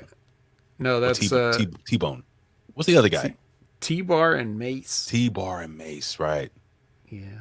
Anyway. But let's not talk about them. No. Let's talk about LA Knight for a second. Sure. I'm going to tell you something, Ray, and all of you guys. And this is going to sound weird. I don't know if you've ever heard this before. But this is a phenomenon that happens in professional wrestling sometimes. And so stop me if you heard this one. Sometimes guys, in an attempt to get over, have a certain attitude or character that they're trying to get over in their character. Okay? And then, sorry, Ray, you want to say something? No, I'm confused. Continue. Okay. So they're trying to get a character over, but even though everybody else around them is in the same business they are, and they also all have characters they're trying to get over, they think that if your character is an arrogant ass, that somehow you are an arrogant ass for a shoot, and that everything that you said should be taken literally. And when you say something in a promo, they get offended because you said it in a promo, even though they were just trying to do their job. This is a thing that fucking happens, and you would not believe how often it happens with these people who are supposedly professionals, not even understanding the business they're in. So I don't know. I don't have any inside info. And the guy in real life, like when I've heard him interviews and stuff, like he does come off as kind of a douchebag, but like lots of people are douchebags. It doesn't mean they're bad guys. They just kind of sound a little douchey or whatever. But he seems like a nice guy and really cool dude. Yeah, he seems like a really nice guy. And but I can see how people think that because he really is Eli Drake or LA Knight or whatever he's trying to do, he gets heat automatically, even though they don't get it, that he's just trying to make money in the business. It's like Ethan Carter the third. He have you ever interacted with him? He knows who I am. I've interacted with him a few times back in the WZ days and early in the Hami Media days. Dude, he's awesome. Seems like seems like a really fucking great guy. He is. Can't like confirm. Really chill guy. Really chill guy. Not anything like his persona. But if you go to social media, right? See, this is what I like about him. He continues the character. He has the character on social media. You think that's him. You know, a lot of times, you know, what these wrestling fans do nowadays, you know, they see a wrestler acting a certain way and they want to go to their social media to see who they really are. You know what I mean, brother? And that's what they do. That's why you have a girl like Nia Snacks, who she's a certain way, and then she's doing fucking TikTok twerk videos, which is absolutely horrifying, by the way, on her social media. That's who she really is. EC3, you don't know. Same thing with this kid, probably Grayson Waller and these other guys. You know what I'm saying? Eli Drake or LA Knight, whatever you want to call him. Well, I want to point out, Jimbo's comment saying that he's good, but if he had a better name, he would be a bigger draw. Now, that is a shit kicker name. Like, I hate LA Knight. That is horrible. Terrible. So he's got a uphill battle with that, but that does not really as necessarily as relevant to what we're specifically talking about. I'll give you a point too, like another example, because I know you're a Bryan Danielson fan, right? Allegedly. Big time. I've heard that. Don't know if it's true, but I've heard you say it. Anyway, I am big time. So I remember hearing him tell a story about how, you remember when he was in the WWE and Michael Cole was burying him for whatever reason, like that they were trying to do like a story where Michael Cole was burying him and shit. And I remember him saying that, like, he'd walk by Pat Patterson or something in the back, and Pat Patterson would be like, "Oh, you're such a nerd," but all he knows about him is what Michael Cole said on air, like as a character. Right. Like he really doesn't know anything about Bryan, but he just assumes he's a nerd because that's all he's heard about him, right? He's never talked to him. He never, that kind of shit. So it's like, I can't believe how big of marks people are, but they are. So maybe that's something that he's struggling with. Canada Spaceman jumps in. He says EC3 was given a goofy role when he used to be on Raw. Forgot the name he used, but was in a love type angle, maybe with Caitlyn. What the hell was he? What was his name back then? Derek Bateman was what? Right. The gimmick name he was referring to, and that's when NXT was a fucking obstacle course and shit. Yeah, that was terrible. Remember when Percy Watson talked about Percy Watson when he fell over his own fucking face? Remember when he was carrying the barrel down the ramp and he falls? Was it him or was it Titus O'Neil? That was Titus O'Neil. Oh, man, that's racist. They could have been attacked. That you didn't remember which bald Jack Black guy fell with carrying a barrel? My stomach is grumbling. I'm hungry. I want pancakes. Anyway, we get Mandy. Anyway, Toxic Attractions walking backstage. Mandy Rose talks about how Cora Jade doesn't belong in the same ring as her. She's a poser. And Dakota Kai joins them.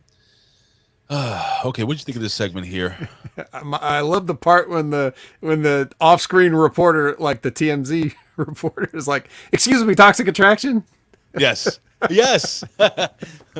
he didn't name them all.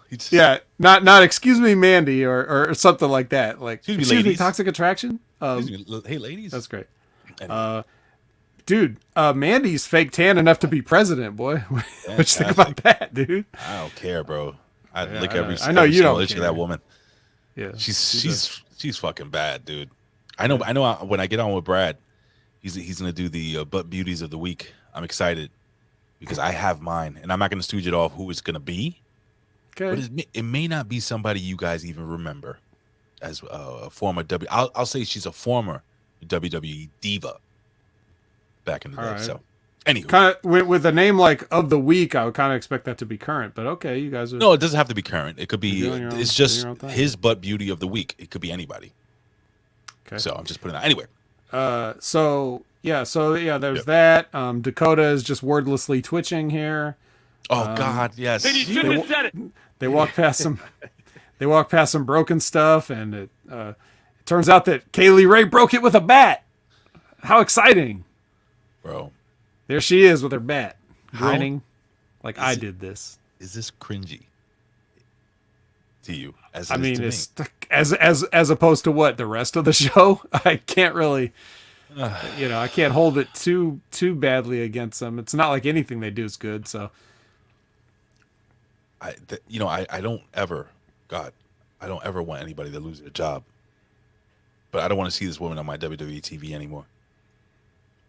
With her stupid bat breaking things. She's terrible. They're like, "You're missing something, Kaylee Ray." I know, a bat. Here you go.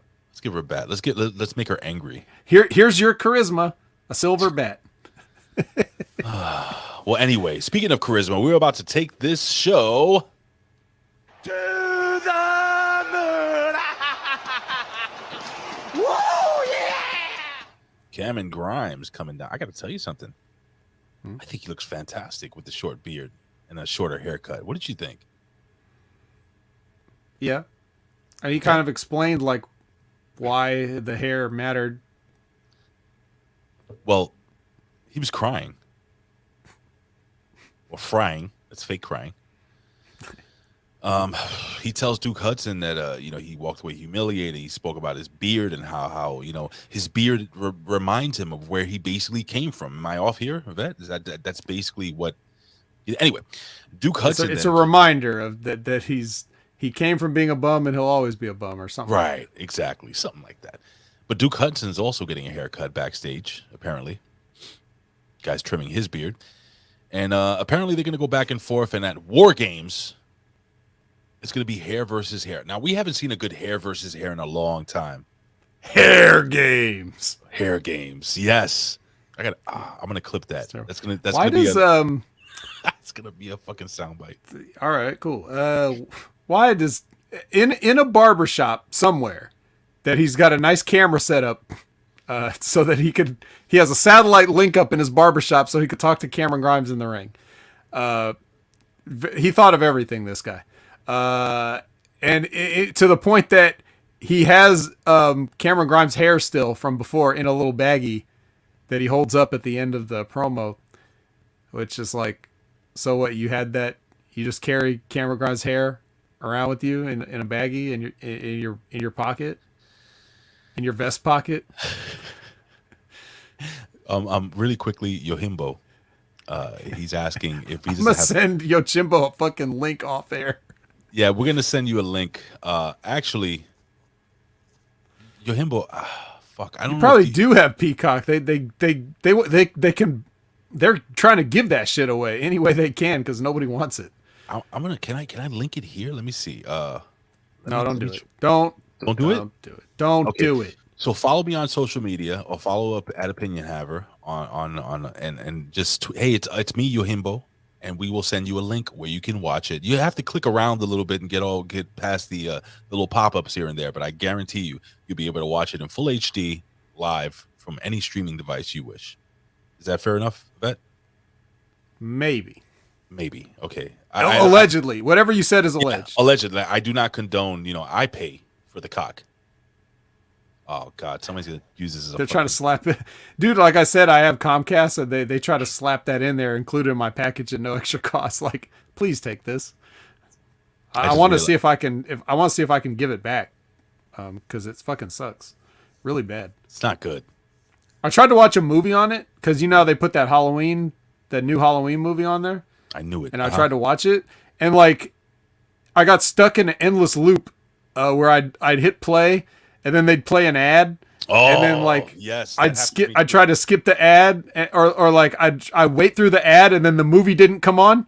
Like after the ad was done. So then I backed out and hit it again, and the ad came on again, and it never played the movie. I had to wait till the next day for them to sort their shit out before I played it. Same stupid car commercial, I'm sure. Yeah. Was the car commercial? I don't even remember, but probably yes. Oh, fucking Peacock sucks. Now, I will be watching the new Saved by the Bell gimmick. I've watched most of it. It is terrible. That's all I got with that. All right, so Duke Hudson, blah, blah, hair versus hair. So apparently some people may not be happy if who do you think goes bald here, bro? Is that next week, by the way? The War Games? I probably. War Games go home show. Yay. What? I could see them just trying to rib Cameron Grimes. I don't know why. Wait, what just happened? Did you just mute? Everything went dark. Oh, shit. I think the vet may have lost his power. Ladies and gentlemen, I don't know what's going to happen. Anyway, we're going to continue the show here. I guess I'm going to have to fucking do this thing solo until the vet comes back.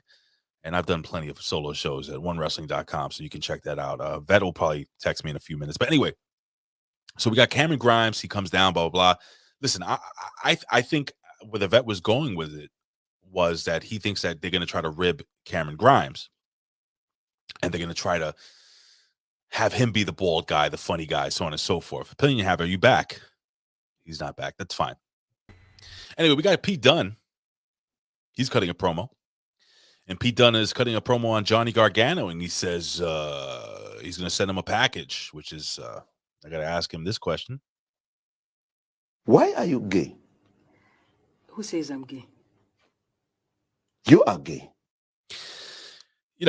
Listen, man, he's got to pay his dues, man. That's what Pete Dunne is saying. This kid, I like the fact that Carmelo Hayes is talking about how, he's only been there 5 months.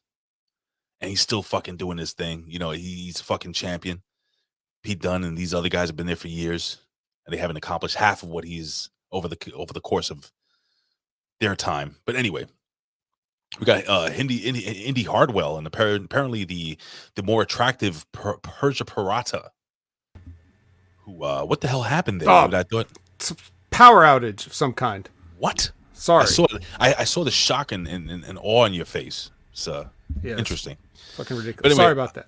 No, it's cool, man. It's not your fault. It's not like you fucking kicked the plug or some shit. Anyways, I was talking about Pete Dunne and how I like the fact that Carmelo Hayes is putting over the fact that he's only been there 5 months. And he's accomplished more than these guys have in 5 years, which is pretty funny.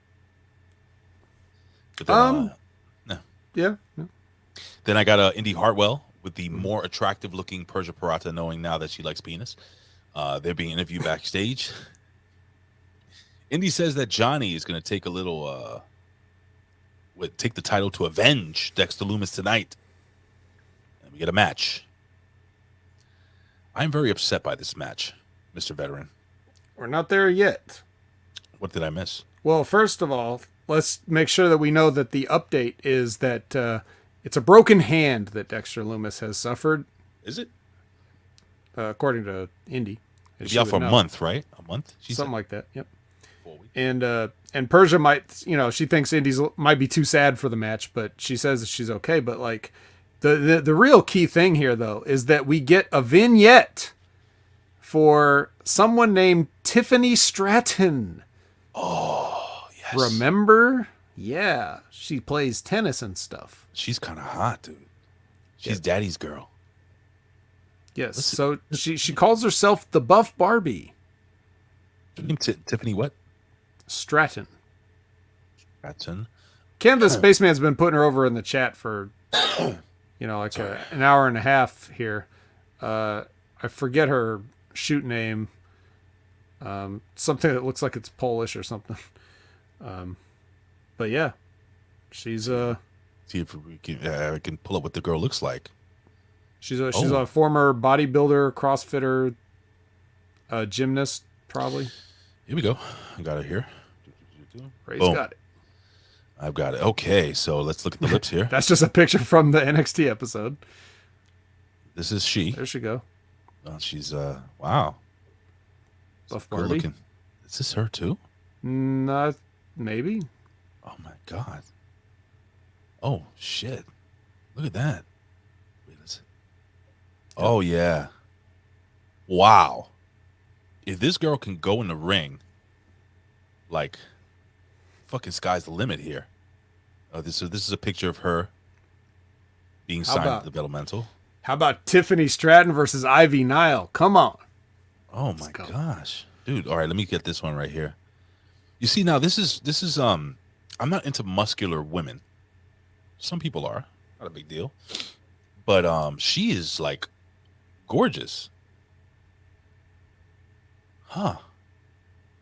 What do you think? What do you think, the vet? Over?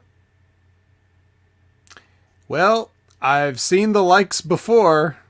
So the question is, like you said. Wow. Look at that, dude. What's she going to do, brother? Holy shit. Trying to have a match in front of people runs wild on you. She is, all right, this is her, probably no makeup. Good Lord. Look at this. See that? Let me see if I can make that bigger. I needed to grate some cheese. Oh, wait. I think this is not the channel, not the page I really want to get into. All right, let's see. Look at that. Good Lord on high. Yep. If Vince McMahon isn't drooling over this woman,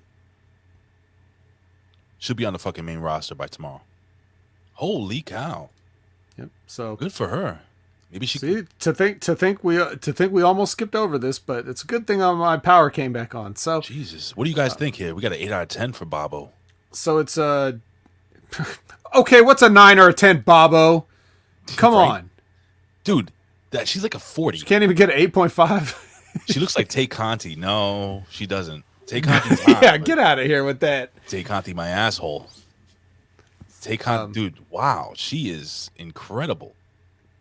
So anyway, okay, they're talking about some other shit. Anywho, wow, I was thrown off of that. But her character is jacked and rich and plays tennis apparently. So we'll see if that figures in, or if this is just going to be like one. Like maybe she plays tennis this time, and then she does some other rich people activities. Like polo, next time. like polo. Yeah, I don't know. What do rich people do? Stuff like that.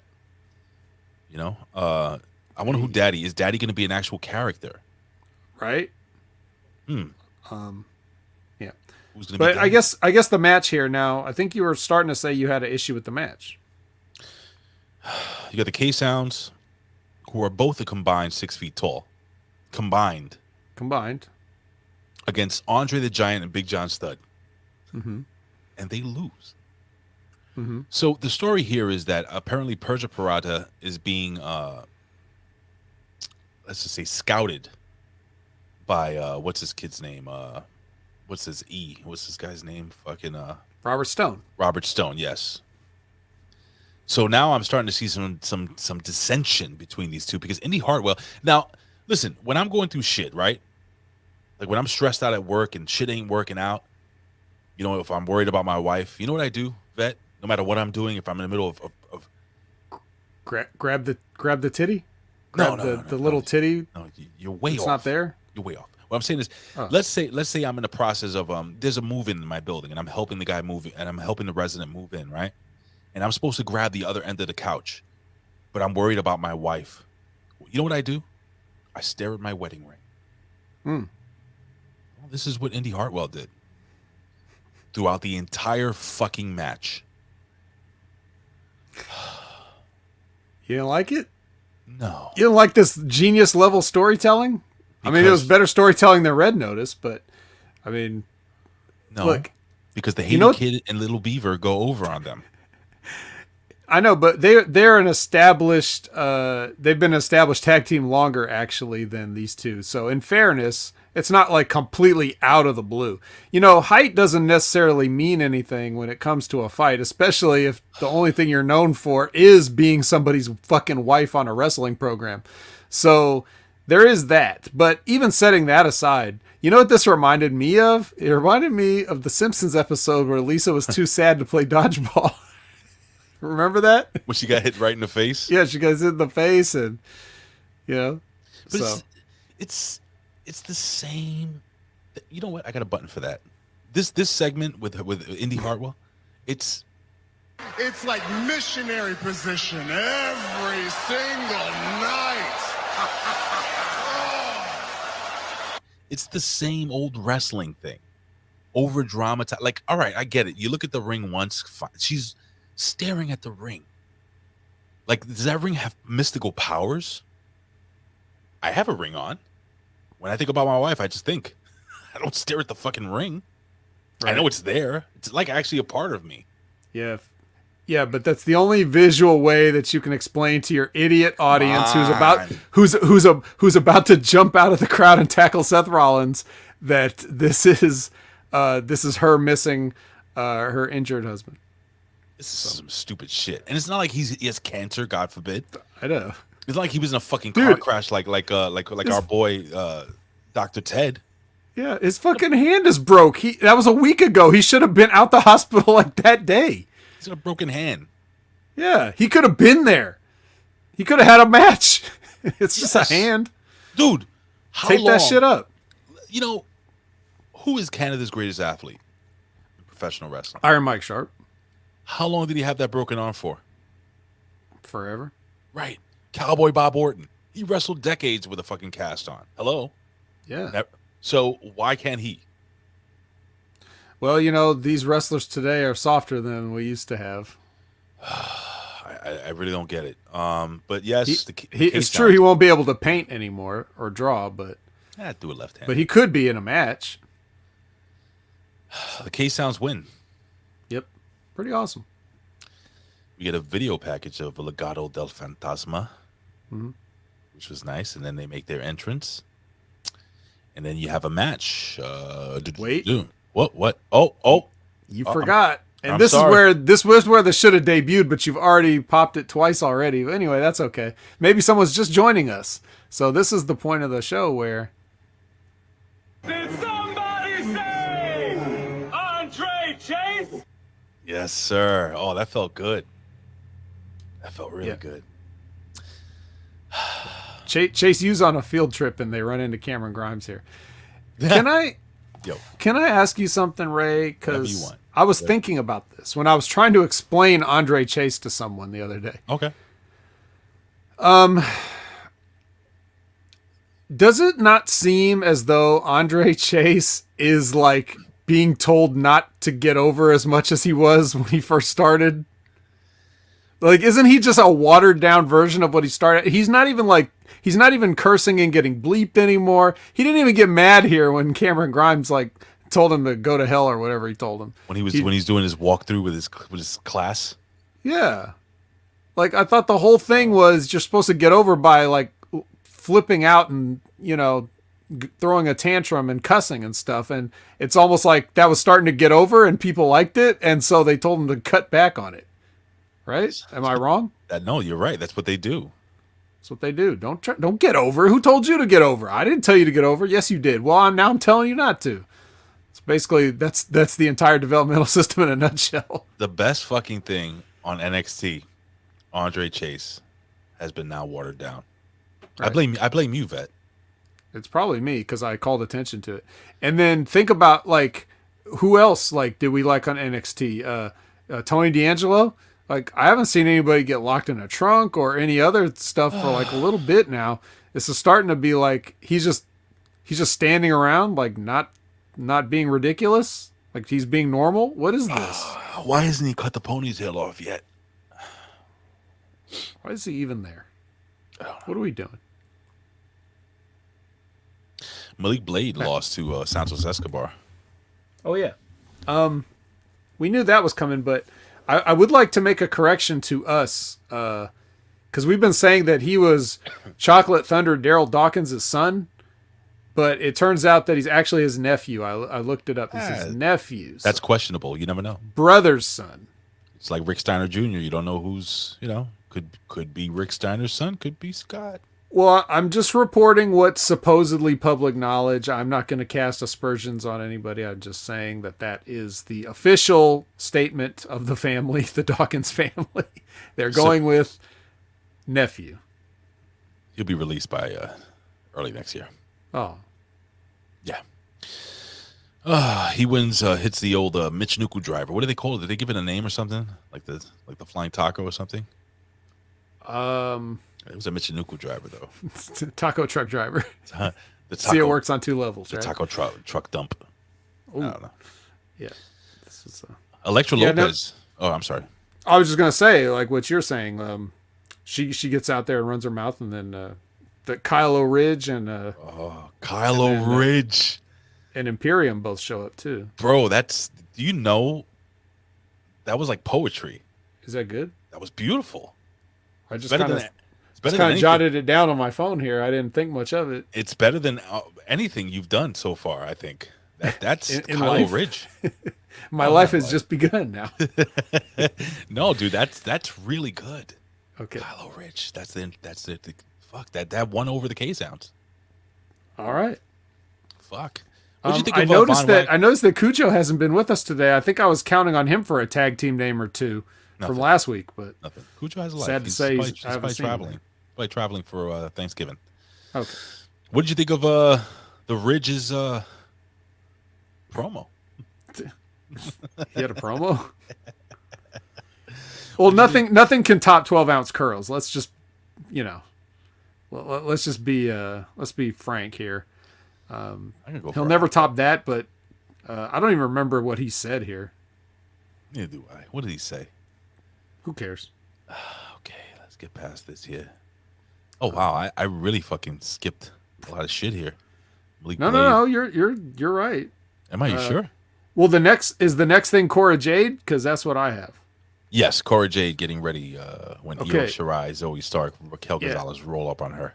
Yeah, I want to put this over because whoever wrote this is, a man after my own heart, because he's saying this whole "can we coexist" thing is boring and outdated. So that's what Cora Jade says, and I'm like, yeah, it really fucking is. Yeah, like you guys in wrestling, they act like they just show up to work every day, and the only time they ever see each other is that 5 seconds on camera. You know what I mean? Like, not that you're backstage together all day. Like, you all know each other. Why are we acting like there's like blood feuds like with every other person on the show? True. So I like whoever put that in there. This whole "can we coexist" angle is boring and outdated. Well, that's what this is. The New Blood is the anti. I don't know, man. Did Vince just go and say, we're just gonna do the opposite of what we do? Yeah. No, I don't think he's. I'm still not sure he's ever even actually been to NXT. He's been there, even though they reported it. I think that's just more of like Meltzer making stuff up. Wasn't Cora Jade dating that ginger kid? And now but he got released. Well, he did get released. Good for him. Good for her. Yeah. A lot Good better looking guys. Good for all of us. A lot better looking guys in that roster. Should be banging Waller in no time soon. That's right. Mm-hmm. We do get Tony taking bets on the North American title match here. That's what we get, Tony. So he's like running a little numbers racket, but it's still not as, I don't know. This just wasn't as entertaining as it could have been. No, I agree. Again, watered down. NXT 2.0. Cora Jade versus Mandy Rose. And yes, this was or as I say, a legend, Cora Jade versus a beautiful Oompa Loompa in Mandy. Mm-hmm. She's hot, dude. I don't give a shit. But But yeah, man. Hey, again, I have to ask you. I ask you every week. How did Cora Jade look coming down on that skateboard this week? I think she's regressing. Right. Thank you. Because you said she rode it more, and now she just like hopped on it and hopped right back off real quick and ran around holding it. So, well, Canada Spaceman says Tony D'Angelo made him smile.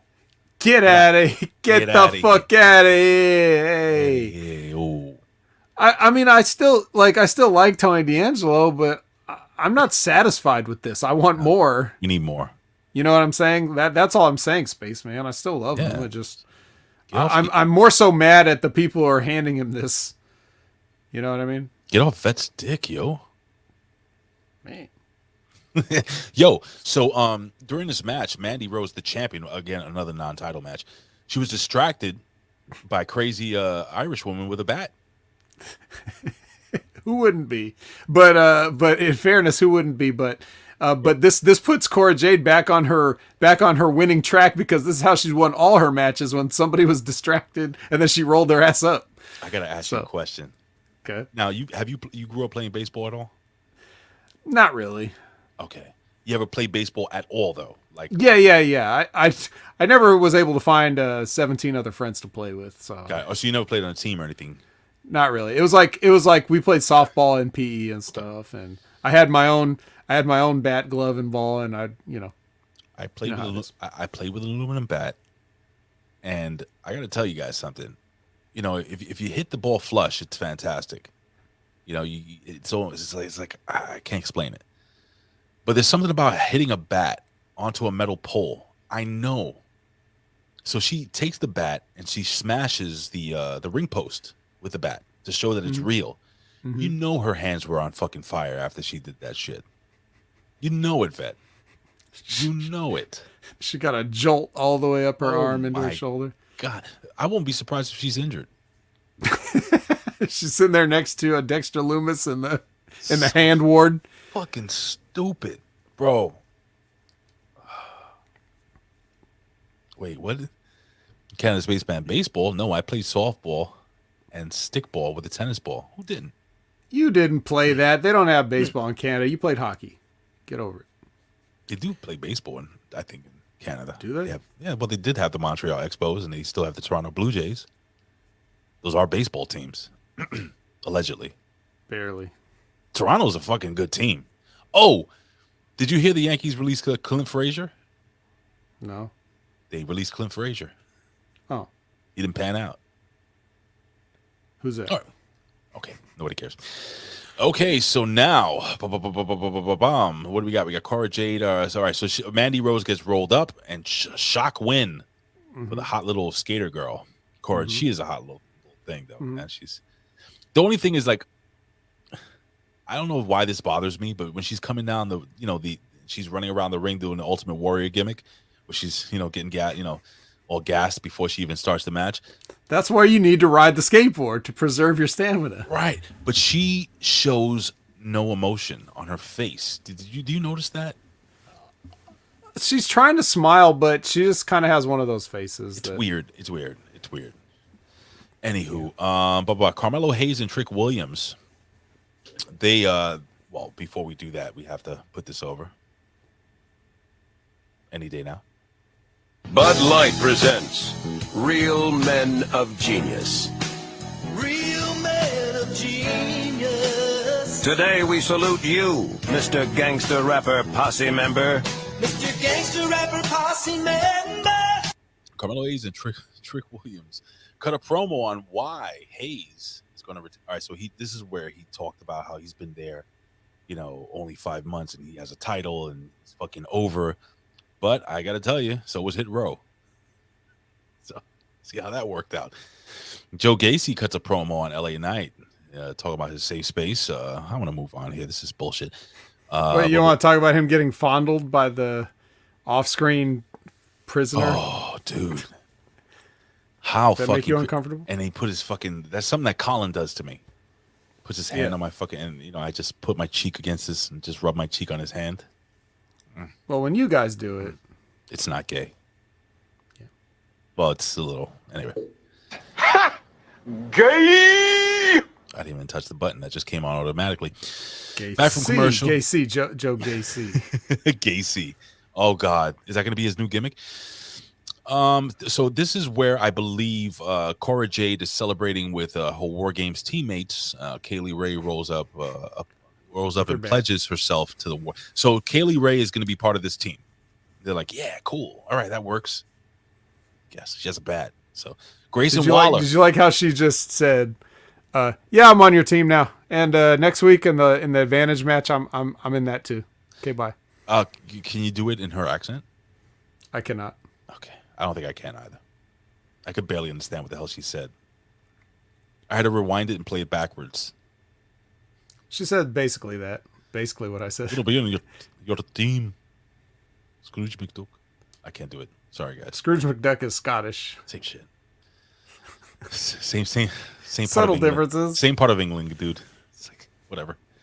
Grayson Waller attacks LA Knight during his entrance. The referees have to pull him apart, so we get a Joe Gacy promo instead of this match. And then Joe Gacy, is this where the Diamond Mine comes out? Yeah, the Diamond Mine comes out.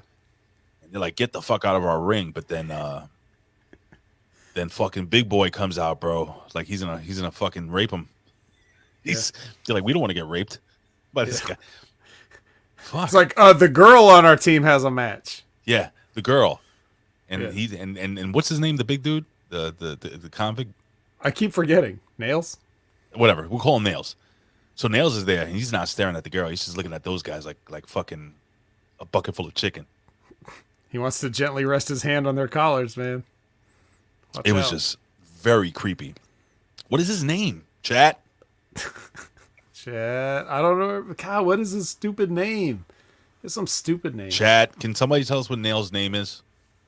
They kept calling him. It's like one of those one-word names. Damn it. Come on. Boris? He said Boris. It's not fucking Boris. It's not Boris. Nobody worth to remember.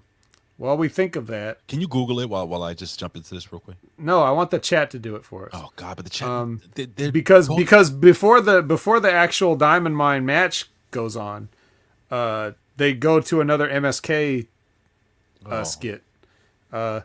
So they probably so the Shaman is probably not going to be John Morrison because he got released. It's gonna be RVD. I'm telling you, it's gotta be. Could be RVD. He's the only choice now.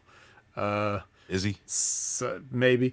Now I don't know if you realize this, Ray, but this bit they did about getting pulled over and not knowing how fast they were going is directly from the movie Black Sheep with Chris Farley and David Spade. Never seen it. Like 100% this is from, even down to the miles per hour. Because in the movie they pull him over and he's like, do you know how fast you were going? And he's like, I would say I was going about 65 tops. And the cop's like 7 miles per hour. And so even down to the 7 miles per hour, they stole this bit from Black Sheep. Just want to throw that out there. Can I ask you a question? Sure. So the cops pull you over, right? No, they know you're high. They know you're high. Not me. They'll never know. I'm just saying. I don't do drugs. And the chat has yet to tell us this guy's name. I know is YouTube frozen or something? What the hell's going on? I don't know, guys? dude. Our shit is like fucking dwindling. We're usually up in the high 20s. We got 8 people. Thanksgiving. Okay, well, tomorrow's Thanksgiving. Go ahead. Tell the cop question. So the question is this, man. So the cop knows you're high. The cop knows you've only been driving 7 miles an hour, and he asks you to open the bag, and then I guess another car just speeds by. Mm-hmm. Won't they call like an APB on that shit? Like probably Strudel. His name is not Strudel, assholes. God, you guys all suck. Anyway, they get off. No reason. You just get off. Why couldn't they have just detained the 2 guys and then gone in pursuit? That's what I thought. I'm trying to fucking now I'm going on these fucking back sites. It's not Von Wagner. Santos Escobar. Harlan Quinn. What? Harlan Williams. No, just Harland. Oh. Harland. Thanks, no guys. second name. You guys all suck this week. I mean, we're missing some of our regulars who would have been on this. Fucking Canada Spaceman. But I appreciate all of you that are here. Yeah. Except for the Roderick Strong guy. Anywho, we're going a little long on this show. I want to speed through Ivy Nile. All right, so MSK get off. They don't go to jail. They're going to continue on their fucking journey to see the shaman. Ivy Nile versus Ulyssa Leon. And I love the way Ulyssa Leon was fucking dancing in the ring, bro. Little hottie. Little hottie she is. You love it, Ray? I liked it. But she... All right, so that choke that she did. Pretty cool, huh? Is it? You can can't you like pop a shoulder out with that thing? Obviously not.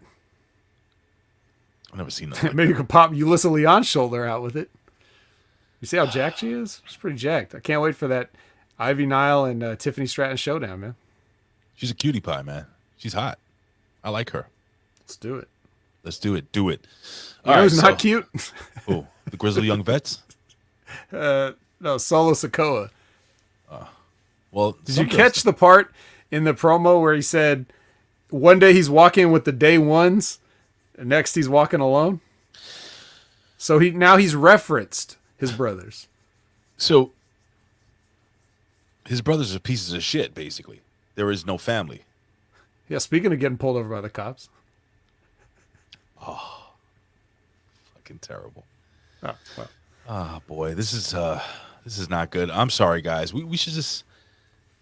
I'm starting to wonder if we should just read off the results and then just. Well, we're almost done. This is good. I'm just saying, like for future reference, like just not review NXT anymore. No, this is great. We get to, dude. You know what? Let me tell you, Ray. This is what I did when I got shuffled off to the Impact attack. Shuffled. Yeah, because you could only work 1 day a week. Our numbers are so going when I did this, I went from doing serious wrestling reviews, because back then NXT was a little bit more serious wrestling, right? So Colin and I were reviewing a serious wrestling program that was half-assed taking itself seriously and trying to do something.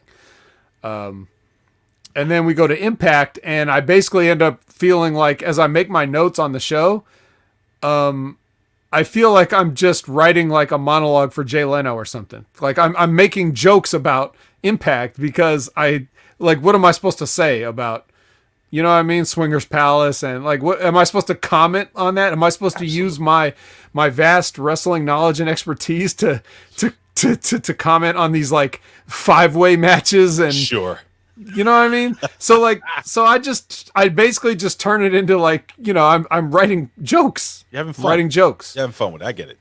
So if that's what we have to do here, because they've given up, because now NXT is worse than Impact and takes it less seriously than Impact does, and that's a huge, that's saying a lot, because you have to go way out of your way to take things less seriously than Impact. So maybe that's what we do. We just stretch we work out our comedy chops and see how good we can be at making fun of these assholes, because they're clearly laughing at us for watching it. So that's the approach I take. This is why, once again, just being that vet, man. Just doing what vets do. You're on point there, brother. Try to make fun of this shit. Yeah. Fuck it. We'll do it live. Wish I had that soundbite. Do I have it? Yeah. I don't think so. Anyway. I can't do it.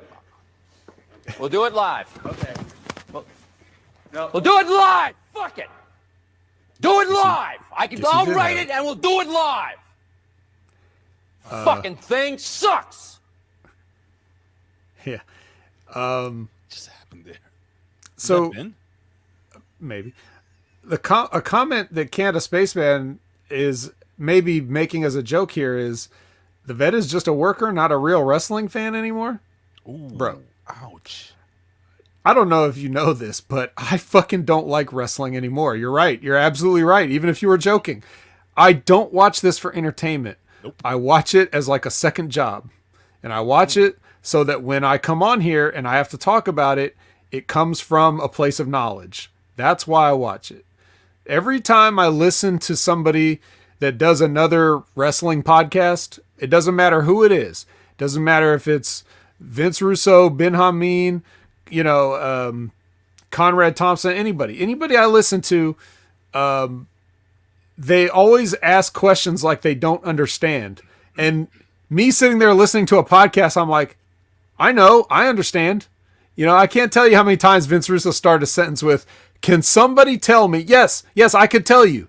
You know what I mean? Because I watch this stuff and I follow along with this stuff. And maybe I'm an idiot for it, and maybe I'm a mark for it, but I'm definitely not enjoying this, Ray. I'm not enjoying it. Neither am I. I honestly, the only reason and I've said this several times, the only reason I watch the show is so I can talk with you and talk with the chat. Right. Like this is a nice, you know, this is a really cool way to start my day on my day off. I enjoy it every fucking week, guys. I mean it. I enjoy chatting with you, bro, and I enjoy chatting with you guys. Like, I love the interaction. I love, you know, you guys joking around, and it's just for me, this brings joy to me. I really literally start your day. Literally start your day. You rolled over into the chair and put the headphones on. Because you could tell my bags are going away now. Like when I came on, you could tell, dude.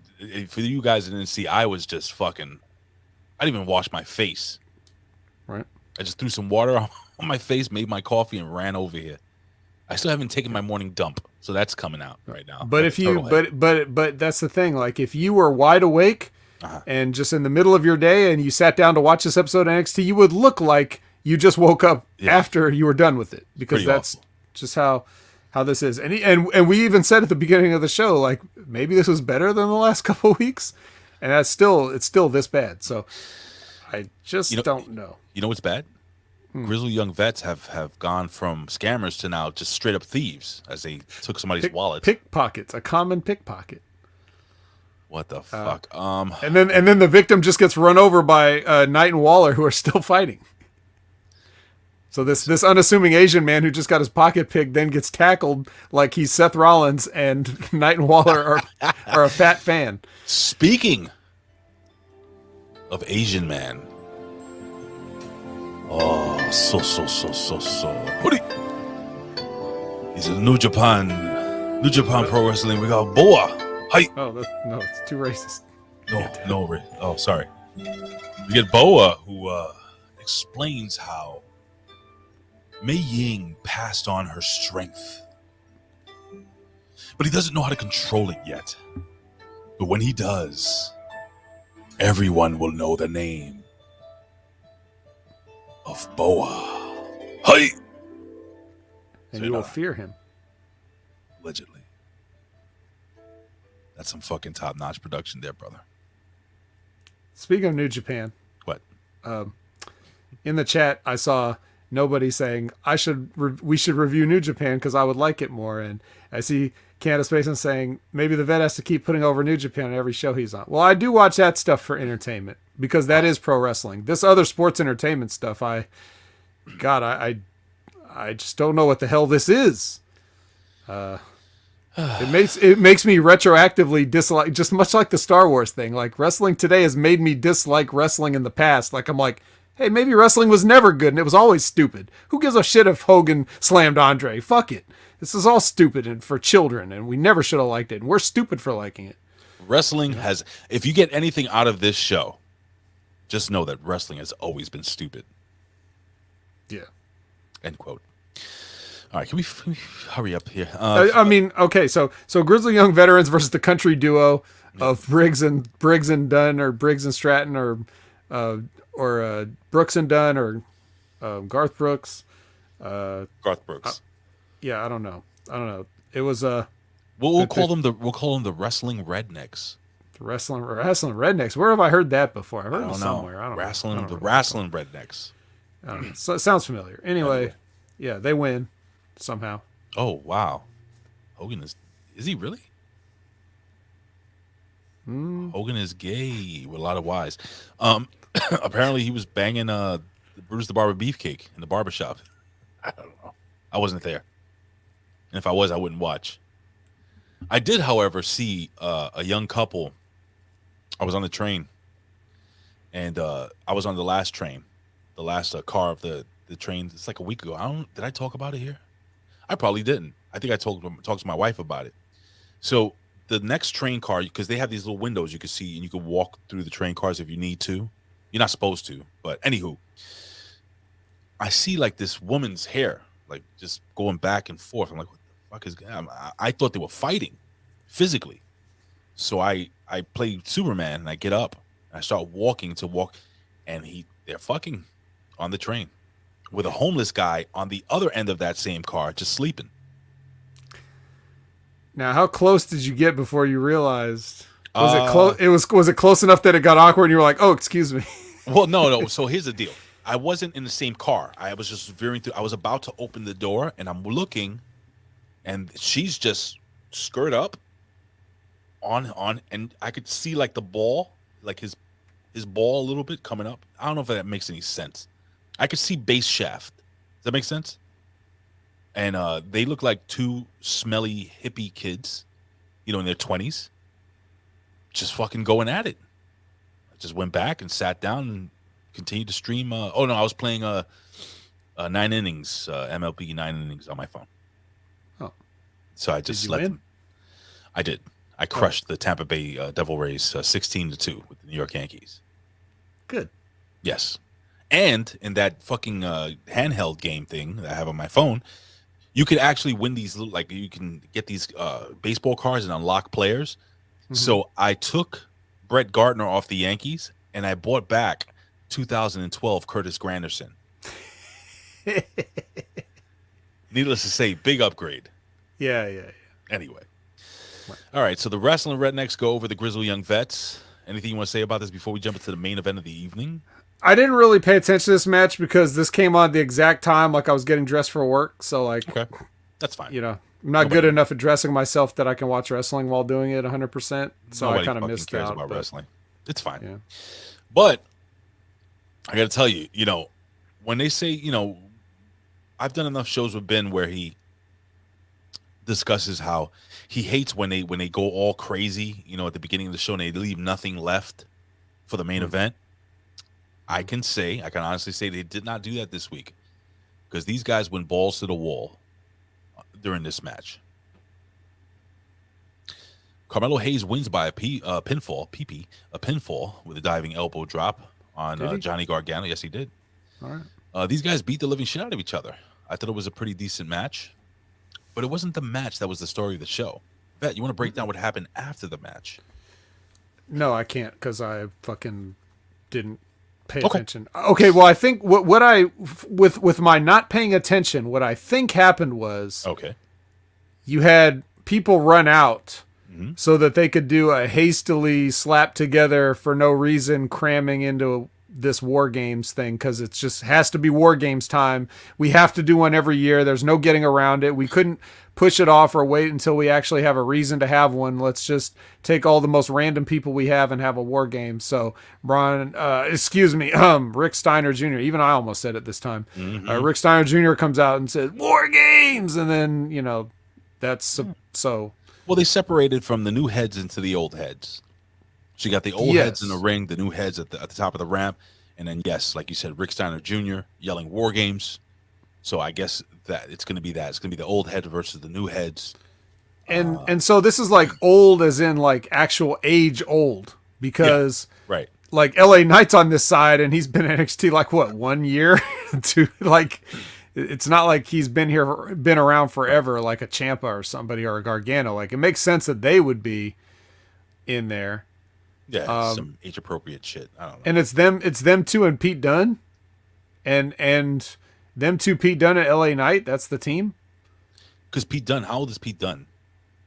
It's probably like 28. You think so? Yeah, he's not that old. How old is Pete Dunne? Let's see here. How old is I totally guessed that, by the way. I don't know. He's fucking 28. Well, pretty good at those type of things. Tommaso Ciampa. How old do you think that guy is? Tommaso Ciampa is probably like 37 or so. My God, you're good. He's 36. Is he? Okay. All right, one more. Let me see. How old is Eli Drake? Eli Drake, I think, is also like around 37, 38. He's 39. Oh, really? Okay, he's even older. Okay, yeah. Yeah. Because he's been around for a minute. He's born 19. What I would give to be 39 again, bro? There's a big for you young guys out there. So when you're 20, right, and you go out and you party or you work and shit, and you have little aches and pains and shit. Once you get past that threshold of 30, there are more pains, and you're like, oh, this really sucks, and you think it can't get any worse. Ladies and gentlemen, when you get past 40, and you creep to where I am at 45, that's when shit really fucking hits the fan. 2 days off of work is not enough, vet. Am I off here? I mean, you're a lot younger than me, but I'm not a lot younger, and I take better care of myself, I think, based on what you said. Oh, and I don't vape. Absolutely. But yeah, you'd be surprised what clean living and vitamins will get for you. But even so, like, yeah, you're not the same after a certain point. So not at all. Isn't it funny how there? I think there's a pivotal age for human beings, male or female, I think. And I think that pivotal age is 25. And here's where the 25 comes in. Okay. When you're a kid and there's like older kids and you want to be like one of the older kids cause you're too young, right? Like when you're like 10 or 11, you're like, I want to be 13. I can be a teenager. You know what I mean? That'll be cool. And then when you're 13, you're like, 13 is not old enough. I got to be 16. I can get a driver's license. You know, I'll be cool. And then when you're 16, it's like, nah, man, I need to be 18 because then I'm an adult. You know, I can do adult things. People, you know, I'll be out of high school and stuff. And then when you're 18, it's like, no, really what it is 21. I can drink. Like I'm older than the high school kids. I'm a college kid. You know what I mean? And then you get to be about like that 24-ish age, and you're like, okay, this needs to stop. There's nothing else ahead of this that I need to be right now. Right. This could stop any time. And then nothing but time. Like it's like if time is a wheel that's rolling downhill, it really starts tumbling downhill after 20. Like you just wake up and all of a sudden you're like, what? I'm 29. I'm about to be 30. I thought I was 25 yesterday. Shit, and Buckshot Kid is right, dude. The older you get, the more your balls hang. Let me tell you something. My balls, and I got some big balls. Those things, sometimes I sit on them sometimes. I can't imagine what's going to happen when I fucking hit 80. If I even get... I'm serious, dude. You never sat on your balls? That shit sucks. No, but I just was picturing you like taking a shit and then you had to call the plumber because the toilet got clogged. Your balls. You didn't even shit yet. It was just your balls clogged the toilet. It's like a Vienna sausage on a beanbag. It's insane. A full beanbag chair. Full beanbag chair. Just one little Vienna sausage, a little wet one. Yeah. Uncooked. Ugh. Yeah. Anyway. So back to NXT. Yes. Which is a good, you know, speaking of small Vienna sausages and big beanbags, I think that's a good summary of NXT here. Like, do you see what I'm saying? Like about how like we came into this show with absolutely zero War Games implications for any of the men. And then just random people run into a ring at the end and then yell War Games out. Like, just like Io Shirai did at the end of last week. She just yells War Games and that's official. You know what I mean? Good, like that's all you need. What if I don't even know if Regal's still there because I haven't seen him in forever, but let's just say he was. What if he just came out and says, No, I don't want you people in War Games. No. Not the ones I would like. No. You're not draws. None of you draw. Wall. No wall. Yeah. We got 5 matches confirmed as we sign off here. I'll run them through real quick. War Games, Team Old School. That's what they're calling it. Tommaso Ciampa, Johnny Gargano. Really? This is on like an official press release of saying they're calling it Team Old School? I think so. What is it? Ciampa, Gargano, Dunn, and LA Knight versus Team New School, Braun Breaker, or Rick Steiner Jr., Carmelo Hayes, Tony D'Angelo, Grayson Waller. Who do you think goes over and why?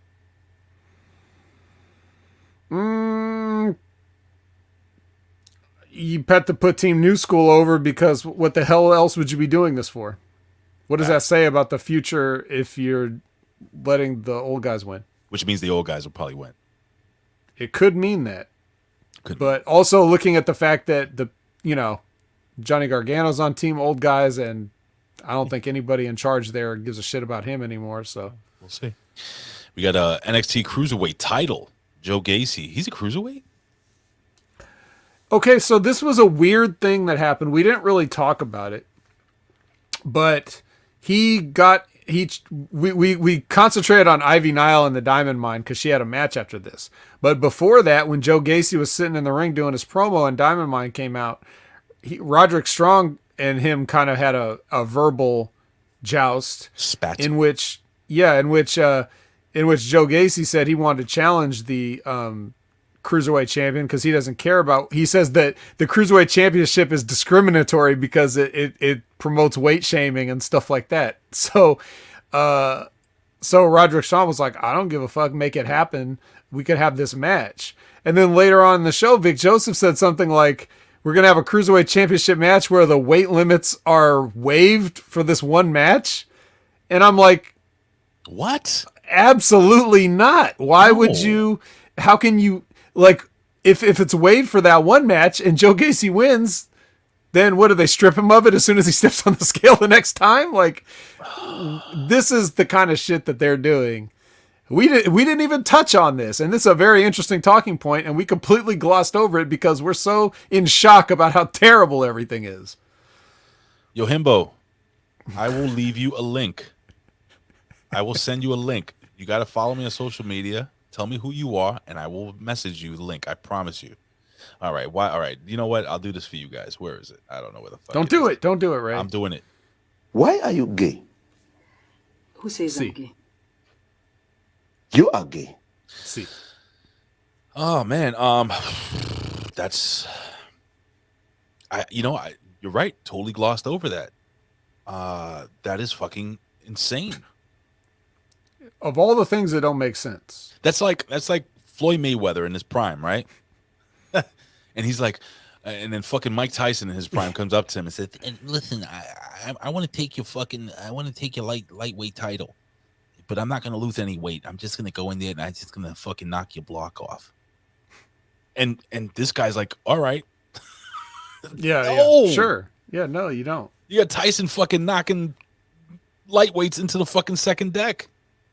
You got Tyson knocking heavyweights into the second deck. Oh my so God. Right. Yeah, so I thought originally when they did this angle, it was just going to be a match, like a non-title match between them. But based on what Vic Joseph said, now they always could walk it back. Like, it's not above WWE to say a stipulation and then completely act like they never said it. So they could do that. Well, Vet. Then you shouldn't have said it. I do know that. Oh, God. All right. Well, I guess who goes over? Joe Gacy, so they can do something interesting. I think so. But I wouldn't. I would just have Roderick Strong like throw him around a bunch and then break his back. Now I have noticed that Joe Gacy has lost a ton of weight ever since he started. I don't know if you noticed that. He's a lot slimmer. Take a look at him when he first started and take a look at him now. He's a lot slimmer. So are they going to do some weight loss gimmick where he does like a jail type training? So the guy from jail trains him lifting rocks and bales of hay and shit. To get down to didn't 205. Didn't they do that with Matt Hardy kind of, where he had to like make weight for the cruiserweight? Dude? Why the fuck? You don't remember that? I don't remember that. Is that Dude, when they even did it with Cedric Alexander because he looked, when he was in the Cruiserweight Classic or something, he was so jacked. No, it was Buddy Murphy. Like he was like right on the edge of. He was like, it was Buddy Murphy. They turned a gimmick where they would show him stepping on a scale because he could just barely make 205 because he's so jacked. It's a lot of water weight. For the NXT Tag Team titles, Imperium versus Von Wagner. I'm sorry, what'd you call him? Kylo Ridge and Legado del Fantasma. Who do you think goes over? It's got to be Kylo Ridge, right? Got to be. Kylo Ridge goes over. Yeah, they're going to win. And then in the hair versus hair match, we get Cameron Grimes versus Duke Hudson. I think Duke Hudson wins. Really? That's right. And then the final War Games, I guess this is the main event. But I think there may be more matches. But you got Team Raquel, Cora Jade, Raquel Gonzalez, Io Shirai, and Kaylee Ray versus Team Dakota, Dakota Kai, Mandy Rose, Gigi Dolan, JC Jane. Who goes over? Well, it doesn't really matter, does it? But there's nothing, no stakes. But if I said the new guys, are the new guys supposed to be? I assume the new guys are kind of heelish, right? Sure. The men, right? Because it's Tony, it's I don't know if I don't know. I'm talking about the actual men's match here because I'm trying to think like they might do the opposite with the women's match. So if the new blood men, which is Tony D'Angelo, Rick Steiner Jr., Grayson Waller, if those guys are supposed to be the heels, right? And they're gonna go over, then maybe the baby faces Team Raquel goes over. Okay, the main maybe. event. Well, I mean, you want to what is it at the end of every big show? You want to have your fans go home happy.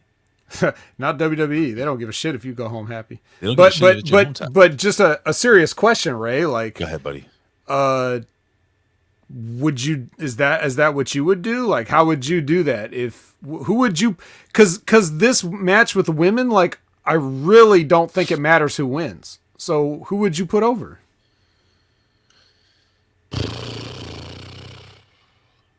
I would probably put over Mandy and her team to keep building their dominance over the women's division, and then you can set up and then in that match you can set up multiple feuds.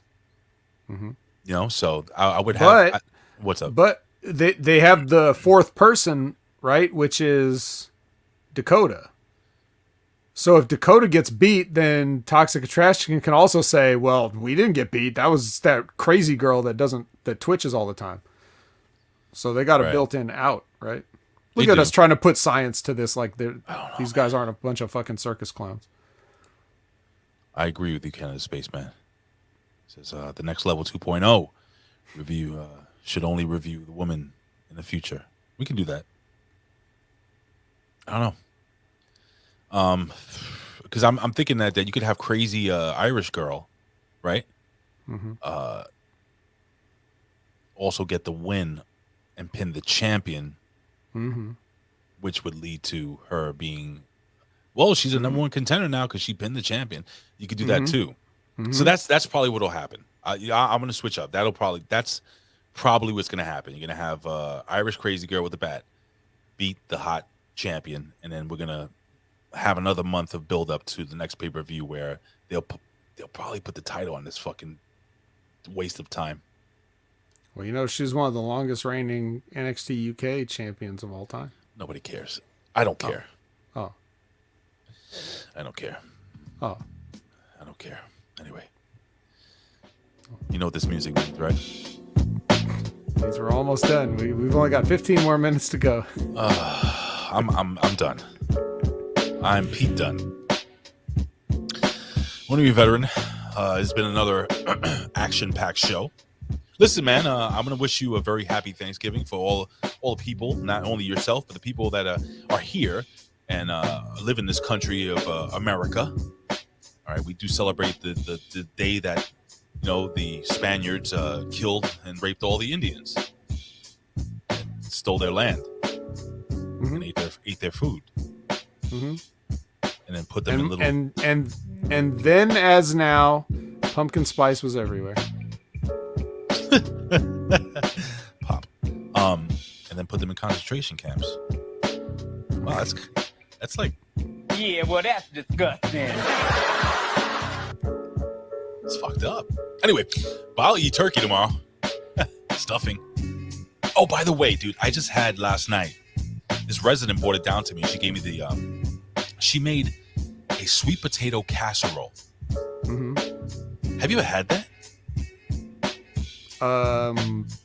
Yes. Really?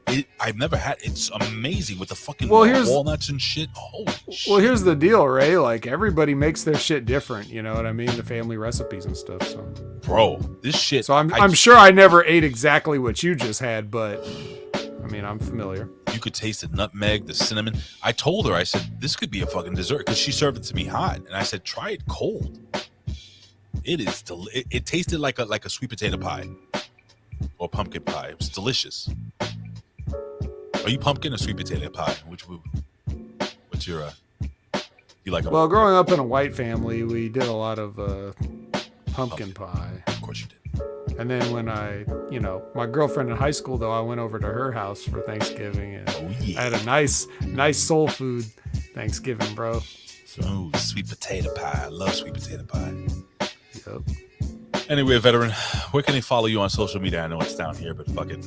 Yeah, you know, just in case you're audio only, at Opinion Haver, you can follow me, and it is a safe follow because I will not blow up your timeline with a bunch of weird retweets.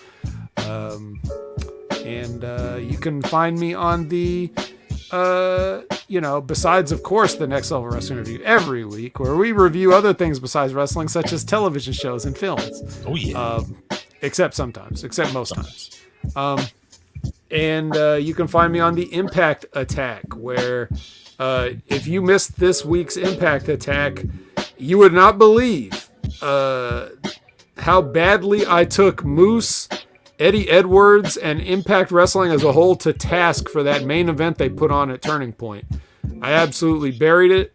And the last time I cut a promo that hard on Impact, they changed the actual formatting of their TV show. So hopefully they'll make the necessary changes going forward after this episode of the Impact Attack. And I don't have any other podcasts lined up. Sometimes people ask me to be on Light the Fuse, and I don't end up on there. I had no idea. I swear to God. I'm not blaming you, Ray. I'm not blaming you. And geez, I didn't see a Smack Attack episode this week from John and James, so I hope they're all right. But I think they're fine. Okay, well, as long as they're fine. And Rad Rob, yes, thank you for reminding me again. Brad Shepard Unleashed, recording tonight, 8 p.m. But it will work. And Rad Rob he'll also apprise me of our next project together, whatever that is. So yes, waiting to hear from Rad Rob on that. And that's it for me, and back to you, Ray. Yeah, same shit, man. Follow me on social media at Big Ray Hernandez. And if you're watching NXT, ladies and gentlemen, just like we are. So you get nothing. You lose. Good day, sir. And we wish you a good day. A good Thanksgiving. A great fucking week. Great, fantastic week. Rad Rob has confirmed the vet on the next show. Not the next show. Just some... Oh, yeah. Oh, wait. Before we fade out completely, first of all, I just want to say that clip that you just played, from Willy Wonka, that's Mandy Rose is much hotter than any of the Oompa Loompas in that movie. So just want to throw that out there. But Sonic the Hedge Rat said, don't forget to watch He-Man's second part. I did. I already watched it. I watched the second part. Don't say anything. I'll watch it today. And spoiler alert, if Ray doesn't like the fact that there wasn't enough He-Man in the first one, I don't know if part 2 is going to change his mind too much. But is this the wait, which one is this? This is the Clerks 2 fucking He-Man? It's back. It's on what is it? Netflix, Hulu? What is it? Mm-hmm. Netflix, yep. God help me. If there is no fucking He-Man, I'm going to be fucking hot. I mean, there is, but there's a special surprise. And some... Oh, God. Is he gay He-Man now? No. Well, no, but there's something. I don't want to spoil this, but... yeah, if Sonic only watched the first episode, I don't even know if he knows about this spoiler, so I'm not going to spoil it for anybody. But I will just say that it is of all the shows that I've watched recently, this is definitely one of them. Jesus Christmas. Man, don't fuck with me, dude. Is it really going to be that bad? What's the difference? You're going to watch it anyway because you're a He-Man fan. Am I? Yep. You even like that CG bullshit that they perpetrated upon us. Well, ladies and gentlemen, by the power of Grayskull, we will see you here next week on the Next Level Wrestling Review. Hi, I'm Prince Adam, Prince of Eternia, and this is my fearless friend, Cringer. What the fuck did he say next? Magical powers were bestowed upon me the day I held aloft my magic sword and said, by the power of Grayskull. Anyway, guys, we'll see you next week. Love you. Don't eat too much. Well, eat a lot. And then tell me how it worked out in the bathroom afterwards. Goodbye, guys. Eat exactly the right amount. Yes. Which could differ for everybody. Anyway, we'll see you next week, guys. And I'll see you tomorrow. Listen to me tomorrow morning with Brad Shepard and Brad Rob. 7 a.m. Hami Media Group podcast. Later. Say goodbye, Pat. Goodbye.